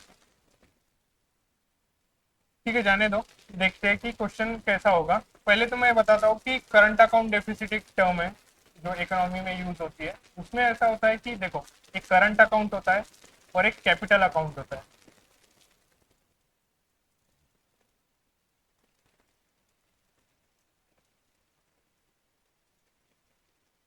तो दो अकाउंट होते हैं, एक करंट अकाउंट होता है और एक कैपिटल अकाउंट होता है। ये गवर्नमेंट का है, मतलब जो भी अगर कैपिटल रिलेटेड व्यवहार हो गए, जैसे मशीनरी हो गया, जो भी कैपिटल रिलेटेड, जैसे ये जो है पूरा सेटअप, ये एक कैपिटल इन्वेस्टमेंट है। तो जो भी गवर्नमेंट का कैपिटल रिलेटेड वर्क है वो इस रिलेटेड इसमें, मतलब इसकी नोंदनी होगी। और एक करंट अकाउंट है जो भी ऑपरेशंस रिलेटेड वर्क है, जो भी सर्विसेज वगैरह में चल रही है, किसी का पेमेंट करना है वगैरह, तो वो इस करंट अकाउंट रिलेटेड चीज में डील किया जाएगा। तो अभी एट प्रेजेंट क्या सिचुएशन हो गई है कि जो करंट अकाउंट डेफिसिट है वो मॉडरेट हुआ है मार्जिनली टू 11.2 बिलियन Q2। मतलब एक क्वार्टर होता है ना, क्वार्टर सुना होगा आपने? हाँ, तेरे को पता होगा, मेरे को पता है। तो एक साल के अंदर 4 क्वार्टर होते हैं, मतलब 3 3 महीने का। हाँ, है ना, क्वार्टर वगैरह का सुना था अपन ने। तो वही है कि अब जो सेकेंड क्वार्टर है फाइनेंशियल ईयर 2025 का, उसमें ऐसा हुआ है कि as as per latest data from RBI, वो 11.2 पर 2 बिलियन पे पहुंच चुका है अभी एट प्रेजेंट Q2 के अंदर। जो मतलब 1.2% ऑफ जीडीपी है। और 11.3 बिलियन था वो मतलब 1.3% ऑफ जीडीपी हो चुका है। Okay, 1 second. हाँ, 2024 का जो Q2 था, मतलब सेकेंड क्वार्टर था, उसके अंदर वो 11.3 बिलियन था और अभी वो थोड़ा कम होके 11.2 बिलियन। अब इतना स्तर क्यों ही बता रहे हो टेक्निकल सेटअप में? ओके, तो इस पे मेरे हिसाब से अगर कुछ क्वेश्चन फॉर्म होगा तो ऐसा होगा कि एट प्रेजेंट जो Q2 है उसके अंदर इंडिया का करंट अकाउंट डेफिसिट कितना है, जो कि 11.2 बिलियन है। और इंडिया का जो मर्चेंडाइज ट्रेड डेफिसिट है, मर्चेंडाइज मतलब जो भी गुड्स रिलेटेड ट्रेड हो गए, गुड्स आ गया, गुड्स मतलब पता है ना तुम्हारे को, गुड्स मतलब क्या होता है? सामान वगैरह, मतलब जो भी सामान रिलेटेड अगर कुछ ट्रेड रिलेटेड होगा डेफिसिट, क्योंकि बाहर से ही हम सामान ले रहे हैं ना मोस्टली, क्योंकि हम ज़्यादा से ज़्यादा सर्विस सेक्टर में इन्वॉल्व है। हमारा मर्चेंडाइज हम मोस्टली बाहर से ही इंपोर्ट करते हैं। तो वो जो है वो ट्रेड डेफिसिट है, वो Q2 के अंदर 75.3 बिलियन। मेरे हिसाब से अगर मैं ये फैक्ट रट्टा मारने जाऊंगा तो मैं 25 × 3 कर दूंगा, जिससे मेरे को ये 75 याद रहेगा, या फिर मैं 3/4 कर दूंगा इस चीज को। और ये 11.2 का मतलब 11 वैसे भी एक क्या बोल सकते हैं, प्राइम नंबर है, तो इसलिए भी वो चीज याद रहेगी। और एक नेट इनफ्लो, मुझे ये बताओ एफपीआई का फुल फॉर्म पता है किसी को? बताओ तो सही। क्या? नहीं नहीं, एफपीआई। अब बोल तो रहे भाई, तू तो बोल भी नहीं रहा। एफपीआई मतलब क्या है, किसी को पता है एफपीआई का फुल फॉर्म? एफडीआई का फुल फॉर्म पता है किसी को? क्या होता है बताओ ना। बराबर है मैम। तो वही है फॉरेन। हाँ, फॉरेन डायरेक्ट इन्वेस्टमेंट और एक मैंने एक फॉरेन पोर्टफोलियो इन्वेस्टमेंट आपको पढ़ाया था पहले, बहुत पहले पढ़ाया था। मैं वही बोल रहा हूँ, जो आपके चेहरे दिख रहे हैं ना कि एकदम वो शून्यता की ओर, कि समझ ही नहीं रहा कि क्या बोल रहे हैं एक पॉइंट के बाद में, तो वो लाजमी है। ये थेरोटिकल टॉपिक है, जब आपके बेसिक आप रिवाइज नहीं करोगे ना, तो एक पॉइंट के बाद मैं भी उस गड्ढे के अंदर नहीं जा पाऊंगा हाथ देने के लिए। तो मैं वही बोल रहा हूँ, रिवाइज करो, वो तुम्हारे ऊपर ही है। क्योंकि एक पॉइंट के बाद अगर ये कंसेप्ट मैं आपको पढ़ाने लेके जाऊंगा ना, 10-15 मिनट लग जाएगा। मैं ऊपर से अभी बता दूंगा, पर वो उसकी अहमियत नहीं होंगी अंडरस्टैंडिंग। तो वही है कि एक एफपीआई होता है, मतलब फॉरेन पोर्टफोलियो इन्वेस्टमेंट, जो पर्टिकुलरली इक्विटी में इन्वेस्ट नहीं करता है, लोन, मैंने आपको बताया था बॉन्ड वगैरह में इन्वेस्ट करता है। अगर कोई लोन ले रहा है पर्टिकुलरली शेयर मार्केट से, तो उसलिए फॉरेन पोर्टफोलियो इन्वेस्टमेंट होता है, जो इक्विटी के अंदर, मतलब आपकी ओनरशिप नहीं रहेंगी इस पर्टिकुलर प्रॉपर्टी में, पर आप लोन के हिसाब से दे रहे हो, जिसकी वजह से आपको 1 साल के बाद में इंटरेस्ट वगैरह मिले। वो होता है एक फॉरेन पोर्टफोलियो इन्वेस्टमेंट। अब वो मैंने वहां पे बहुत डेप्थ में लिया है। अगर किसी को नहीं समझ रहा होगा तो मुझे बताना, मैं लगे तो वो फाइल सेंड कर दूंगा। तो वही है कि अभी जो फॉरेन पोर्टफोलियो इन्वेस्टमेंट है Q2 में, ये 2-3 चीजें सिर्फ इंपॉर्टेंट होती है। जब आप करंट अकाउंट डेफिसिट देखते हो तो वो 11.2 है, मर्चेंटाइज ट्रेड डेफिसिट देखते हो 75 बिलियन है, और एफपीआई जब देखते हो तो वो 19.9 बिलियन चला गया है अभी Q2 के अंदर। ये चीज देख के याद रखना, फिगर से उसको याद ही रखना पड़ेगा, उसके बाद मैं भी पूछ नहीं कर सकता। वो स्टोरी नहीं है कि भाई और थोड़ा इंटरेस्टिंग नहीं करा सकूंगा। तो एक एआरसी है। एआरसी आपको पता है, मैंने लिया था 2-3 क्लास पहले। एआरसी का नाम सुना होगा शायद से। असेट रिकंस्ट्रक्शन कंपनी के बारे में मैंने आपको पहले क्लासेस में बताया था। तो उसमें क्या होता है कि असेट रिकंस्ट्रक्शन कंपनी क्या करती है, जो भी एनपीए होता है, नॉन परफॉर्मिंग असेट का नाम सुना है आपने? सच में? तो नॉन परफॉर्मिंग असेट्स जो होते हैं, मैंने आपको बताया था कि जो कंपनियां वगैरह होती है, वो क्या बोलती है कि भाई वो बेच देती है उनका लोन, उनके बुक में से हटाने के लिए विड्रॉ कर लेती है वगैरह, मैंने आपको बताया था बुक। हाँ, राइट ऑफ वगैरह करती है, मैंने आपको बताया था पहले क्लासेस में। इसलिए अब मैं वो वाला पहला क्लास रिपीट नहीं कर सकता हूँ ना, मैं इसलिए बोल रहा हूँ कि रिवाइज करो। तो जो ये लोन राइट ऑफ वगैरह का कंसेप्ट होता है, तो किसी ना किसी ने, मतलब वो जो राइट ऑफ कर दे रही है बैंक, मतलब किसी ने खरीदा होगा। तो अभी एट प्रेजेंट ऐसा सिचुएशन है, बुक वैल्यू के ऊपर जो असेट एक्वायर किया है एआरसीज ने, यही है जो एक्वायर करती है असेट रिकंस्ट्रक्शन कंपनी। मतलब असेट रिकंस्ट्रक्शन कंपनी है, मतलब उन्होंने कोई ना कोई असेट को रिकंस्ट्रक्ट करा होगा। तो असेट रिकंस्ट्रक्शन मतलब कि वो जो लोन आपने दिया है बैंक वगैरह ने, वो उसे खरीद के प्लेटफॉर्म पे, मतलब फिर उसका बराबर ऐसे पैसे निकलने को ना, वो हिसाब से सोचती है। तो एट प्रेजेंट ऐसा है कि 10 लाख करोड़ सिंस 2003 ये एआरसीज ने मतलब ले लिए है बैंक वगैरह से। एट प्रेजेंट 10 लाख का आंकड़ा है, फर्स्ट टाइम ये आंकड़ा पहुंचा है यहाँ पे। तो इसलिए भी ये न्यूज बहुत इंपॉर्टेंट है। मैं सच बता रहा हूँ, मैं जो आपका हफ्ते में ये कवर कर रहा हूँ ना, ये वीकली वाला है। जब आप अड्डा का रोज का 1 घंटे का लेक्चर देखोगे ना, तब आपको पता चलेगा कि यहाँ पे आने के बाद में वो कितना कट शॉर्ट हो चुका है। तो थोड़ा सा क्या बोल सकते हो उसको, ऐसा मत लो लो कि भाई बहुत ही आयता मिल रहा है करके, समझ के लो कि मैं क्या बोल रहा हूँ। तो एट प्रेजेंट यही सिचुएशन है कि जो एआरसीज है, उन्होंने 10 लाख करोड़ का मार्क क्रॉस कर दिया है एट प्रेजेंट। बाकी ये ग्रॉस नॉन परफॉर्मिंग एसेट जो है, जीएन, मैंने आपको बताया non performing asset. Gross non performing asset मतलब ग्रॉस मतलब total non performing asset decline हुआ है 5.8% से। वो पहले प्रीवियसली 9.7% था इन द प्रीवियस ईयर। तो वही है मोर और लेस, इसे याद रखना। इतना थोड़ा बहुत ही चीजें इसके लिए इम्पोर्टेंट है। एक न्यूज है कि भाई बैंक फ्रॉड जो है वो हाफ क्वार्टर जो है, एक साल के 2 क्वार्टर होते हैं, हाफ हाफ 6-6 महीने के। तो फाइनेंशियल ईयर 2025 के अंदर वो 8 फोल्ड इंक्रीज हुए, 21 पॉइंट, मतलब 21,367 करोड़ तक ये आंकड़ा पहुंच चुका है। मतलब सपोज करिए कि जो बैंक के रिलेटेड फ्रॉड चल रहे, मतलब विजय माल्या वगैरह वाले जो सब केसेस चल रहे थे, तो वो जो फाइनेंशियल ईयर 2025 के हाफ ईयर है, उसके अंदर 8 फोल्ड इंक्रीज हुई है बोलते हैं उसकी, जो भी एट प्रेजेंट 21,000 पे पहुंच चुका है। बैंक फ्रॉड का आंकड़ा वो कहाँ से पता चला है? एक आरबीआई की रिपोर्ट आई है, report on trends and progress of banking in India, उसके हिसाब से ये चीज डिक्लेयर हुई है ऐसे तो। और ये रोज अमाउंट, हाँ ये अभी इतना पहुंच चुका है ये। हाफ ईयर में, ये फाइनेंशियल ईयर जो था उसके अंदर ये 18,461 पहुंच गया था। इस वजह से इस चीज को याद रखो। और मोस्टली जो फ्रॉड्स वगैरह है वो ऐसे हो रहे हैं कि वही जो बैंक वाले फोन करेंगे, स्कैमर्स वगैरह वो वाले सीन्स में। स्कैमर का नाम सुना है आपने? वो बिहार में स्कैम्स वगैरह हो रहे थे, मतलब वहां से फोन आ रहे थे। जमतारा देखा है आपने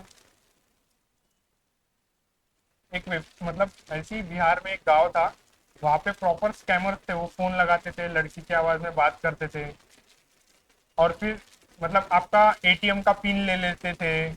आपके बैंक में कोई ना कोई, अभी आप, अरे भाई आपके मोबाइल पे अभी वो फोन लगा रहे तो सबसे पहले यही आ रहा है ना कि भाई स्कैम हो सकता है आपके साथ, या फिर कुछ ना कुछ कि भाई आपका पर्सन कोई दुविधा में है और ये आपका अकाउंट का पिन दे दो ये वगैरह, हम एचडीएफसी से बात कर रहे हो या आईसीआईसीआई से, ये सुना होगा ना।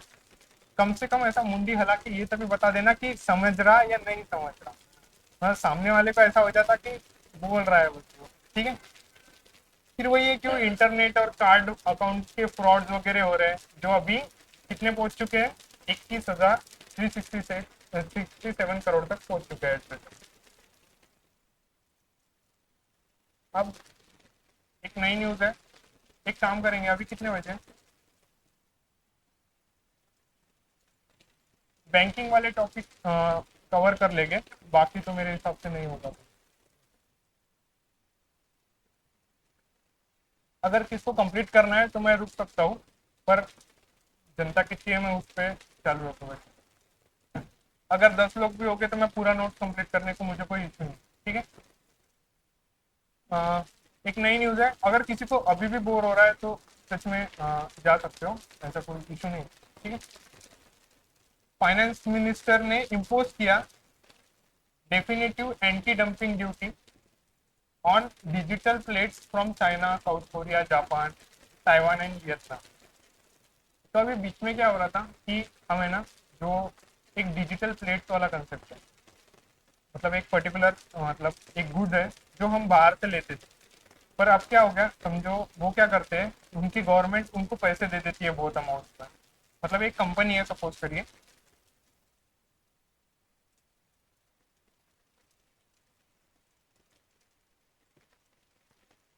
एक कंपनी है,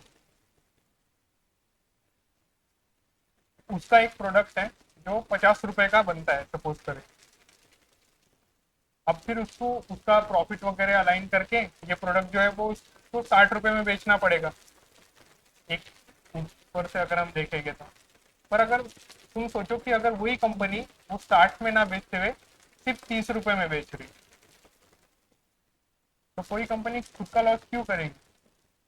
वो लॉस इसलिए खुद का कर रही है क्योंकि उसकी गवर्नमेंट उसको 30 रुपए दे दे रही है कि भाई तू एक्सपोर्ट कर, मैं तेरे को बाकी के पैसे दे दूंगी 30 रुपए, पर तू बाहर जो अगर बेच रही होंगे तो वो 30 रुपए में ही बेच। जैसे पहले हमारे इधर लावा के फोन आते थे, मोटोरोला के भी फोन थे अच्छे बड़े अमाउंट में। अभी मोटो वगैरह है, पर पहले मोटोरोला वगैरह के फोन थे हमारे यहाँ पे। पर क्या हो गया, चाइना ने, आपने बीच बीच में देखा होगा कि आप, हम जब छोटे थे, कि बहुत सस्ते में मोबाइल देना स्टार्ट कर दिए थे। स्क्रीन टच मोबाइल बहुत सस्ते में मिल जाते थे, 1,000, 1,200, 2,000 तक एक अच्छा खासा फोन आ जाता था कि भाई उसमें आवाज भी एकदम बड़ा सा होता था और वो फोन भी चल जाता था। तो फिर इसमें क्या होता था कि उनकी गवर्नमेंट ने उनको सपोर्ट करने की वजह से जो हमारे इधर के बिजनेसमैन है वो सफर होते थे, क्योंकि गवर्नमेंट उनको इतना सपोर्ट नहीं कर रही ना। क्योंकि अब अगर बाहर से कोई गुड्स आ रहा है तो एक पॉइंट के बाद में ये जो कंपनियां हैं हमारे इधर जो प्रोडक्शन कर रही है उनका माल अगर कोई ले नहीं रहा होगा तो बंद हो जाएगी। तो इस वजह से फिर धीरे धीरे करके लावा बंद हुई, गर्म होता है फोन, ये वाला सब चीजें कर करके, और फिर ये सब चीजें हुई। पर अभी ऐसा है कि वही चीज आपको, ये डिजिटल प्लेट करके एक कंसेप्ट है, डिजिटल प्लेट जो है, जो हम चाइना, साउथ कोरिया, जापान वगैरह से बुलाते थे, उस केस में भी वैसे ही हो रहा था कि भाई उनकी गवर्नमेंट सैंक्शन कर रही होंगी, थोड़े पैसे दे रही होंगी, जिसकी वजह से हमारी जो कंपनियां है डिजिटल प्लेट की वो सफर हो रही होगी। इसलिए फिर एंटी डंपिंग ड्यूटी, ये डंप बोलते हैं, जैसे हम कचरा हमारे इधर का डंप कर देते ना, वैसे ही ये जो बाहर की कंट्रीज है वो उनके इधर के जो प्रोडक्ट है वो हमारे इधर डंप कर देती है। तो उसको अपोज करने के लिए एंटी डंपिंग ड्यूटी लगाई गई इस डिजिटल प्लेट के ऊपर, जो चाइना, साउथ कोरिया और यहाँ से आ रही थी। और ये जो डिजिटल प्लेट्स है वो चाइना यहाँ से वगैरह आ रहे थे। और ये कहाँ पे यूज होते हैं, जो प्रिंटिंग इंडस्ट्री वगैरह जो होती है, आपने देखा होगा कि जो जेरोक्स मशीन वगैरह होती है वहां पे ये चीज होती है। और जो नॉन एब्जॉर्बेंट सरफेसेस होते हैं, सब्सट्रैक्ट्स वगैरह होते हैं जहाँ पे एब्जॉर्ब नहीं होता है, जो हाई क्लास जो कैफेज वगैरह या फिर कुकिंग क्या बोलते हैं, गैस का ओटा वगैरह होता है ना, जहाँ पे कुछ एब्जॉर्ब नहीं होने को ना, एक अच्छा खासा सरफेस रहने को ना, वहाँ पे भी ये डिजिटल प्लेट्स वगैरह यूज होती थी, क्योंकि उसकी वजह से वो एब्जॉर्ब नहीं होती थी और उसकी वजह से वो क्लीन रहते थे वो वाले सेंस में वगैरह। एस्थेटिक भी बहुत ज़्यादा वैल्यू थी डिजिटल प्लेट्स की। तो उसके ऊपर एंटी डंपिंग ड्यूटी लगाई गई, जो 0.13 एसक्यूएम से लेके 0.77 एसक्यूएम तक डॉलर वगैरह है वो वाले सेंस में, इसको याद रखो।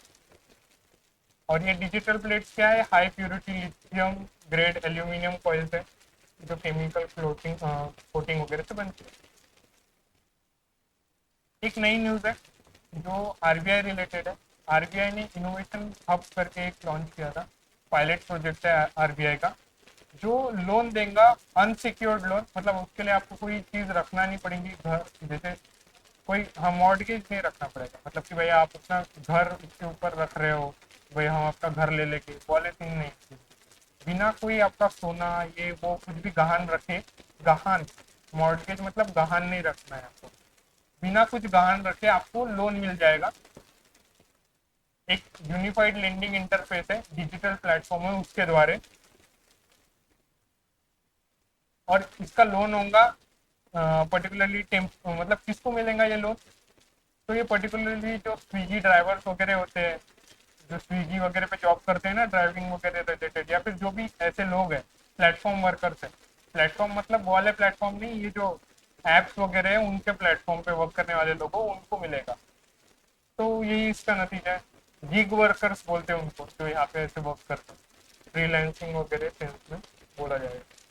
तो वही है कि आरबीआई कितना लोन देगा, 6 लाख करोड़, मतलब 6 लाख का लोन देगा, has been dispersed at present. और वो अमाउंटिंग टू 27,000 करोड़ अभी तक हुआ है एट प्रेजेंट, ये डाटा। हम्म।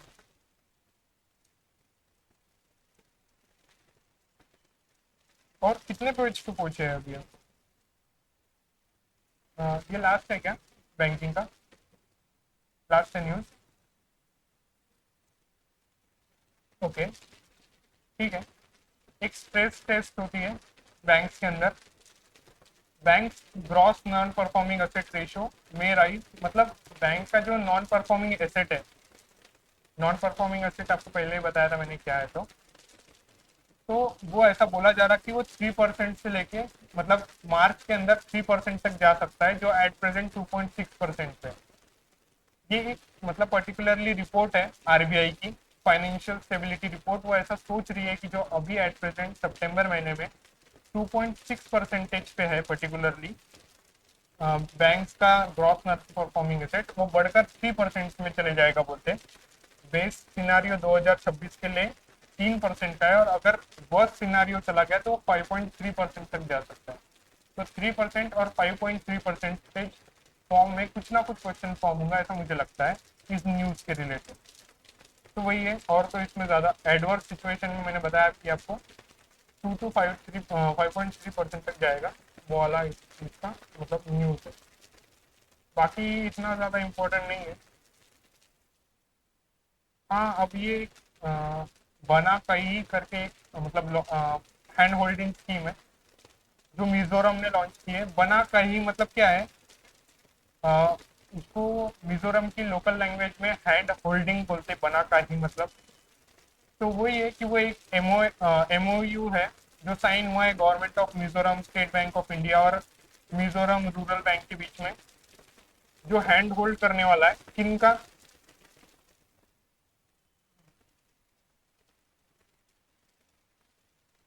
मतलब वो लोन देने वाला है particularly, at the end hand holding मतलब लोन मिलेगा।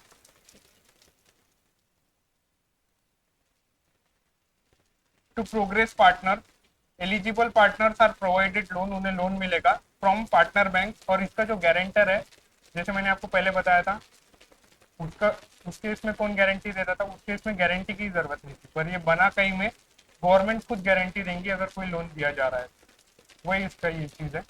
और ऐसा है कि अगर किसी ने लोन अगर बराबर पे कर रहा है टाइम टू टाइम, तो उसको 100% इंटरेस्ट का सबवेंशन मिल जाएगा। इंटरेस्ट सबवेंशन मतलब कि जो इंटरेस्ट के पैसे है वो देने की जरूरत नहीं, आपको पूरे पैसे इंटरेस्ट के जो भी आप देने वाले हैं उस लोन लेने के बाद में, वो सबके सब गवर्नमेंट आपको वापस दे देंगी जब अगर आपने लोन बराबर टाइम टू टाइम पे किया है। मतलब आपने 6 लाख का लोन लिया है, तो 6 लाख ही आप अगर पे कर रहे हो तो चलेगा, टाइम पे करो, और जो भी इंटरेस्ट है उसके साथ वो नहीं लगेगा आपके ऊपर अगर आपने रेगुलरली पे किया है। तो वही है कि इस वे से याद रखो कि ये बना कई करके एक प्रोग्राम है जो आरबीआई मतलब मिजोरम गवर्नमेंट का है, उस वे में कुछ ना कुछ इस हेडलाइन की इम्पोर्टेंस। ठीक है, मैं क्लास एंड कर रहा हूँ। अगर किसी को सच में इम्पोर्टेंट लग रहा है आगे अगर पढ़ाना है तो मुझे बताओ, मैं यहाँ पे रुकने के लिए तैयार हूँ, पर इससे ज़्यादा हम आगे नहीं प्रोसेस कर सकते क्लास के अंदर। ठीक है।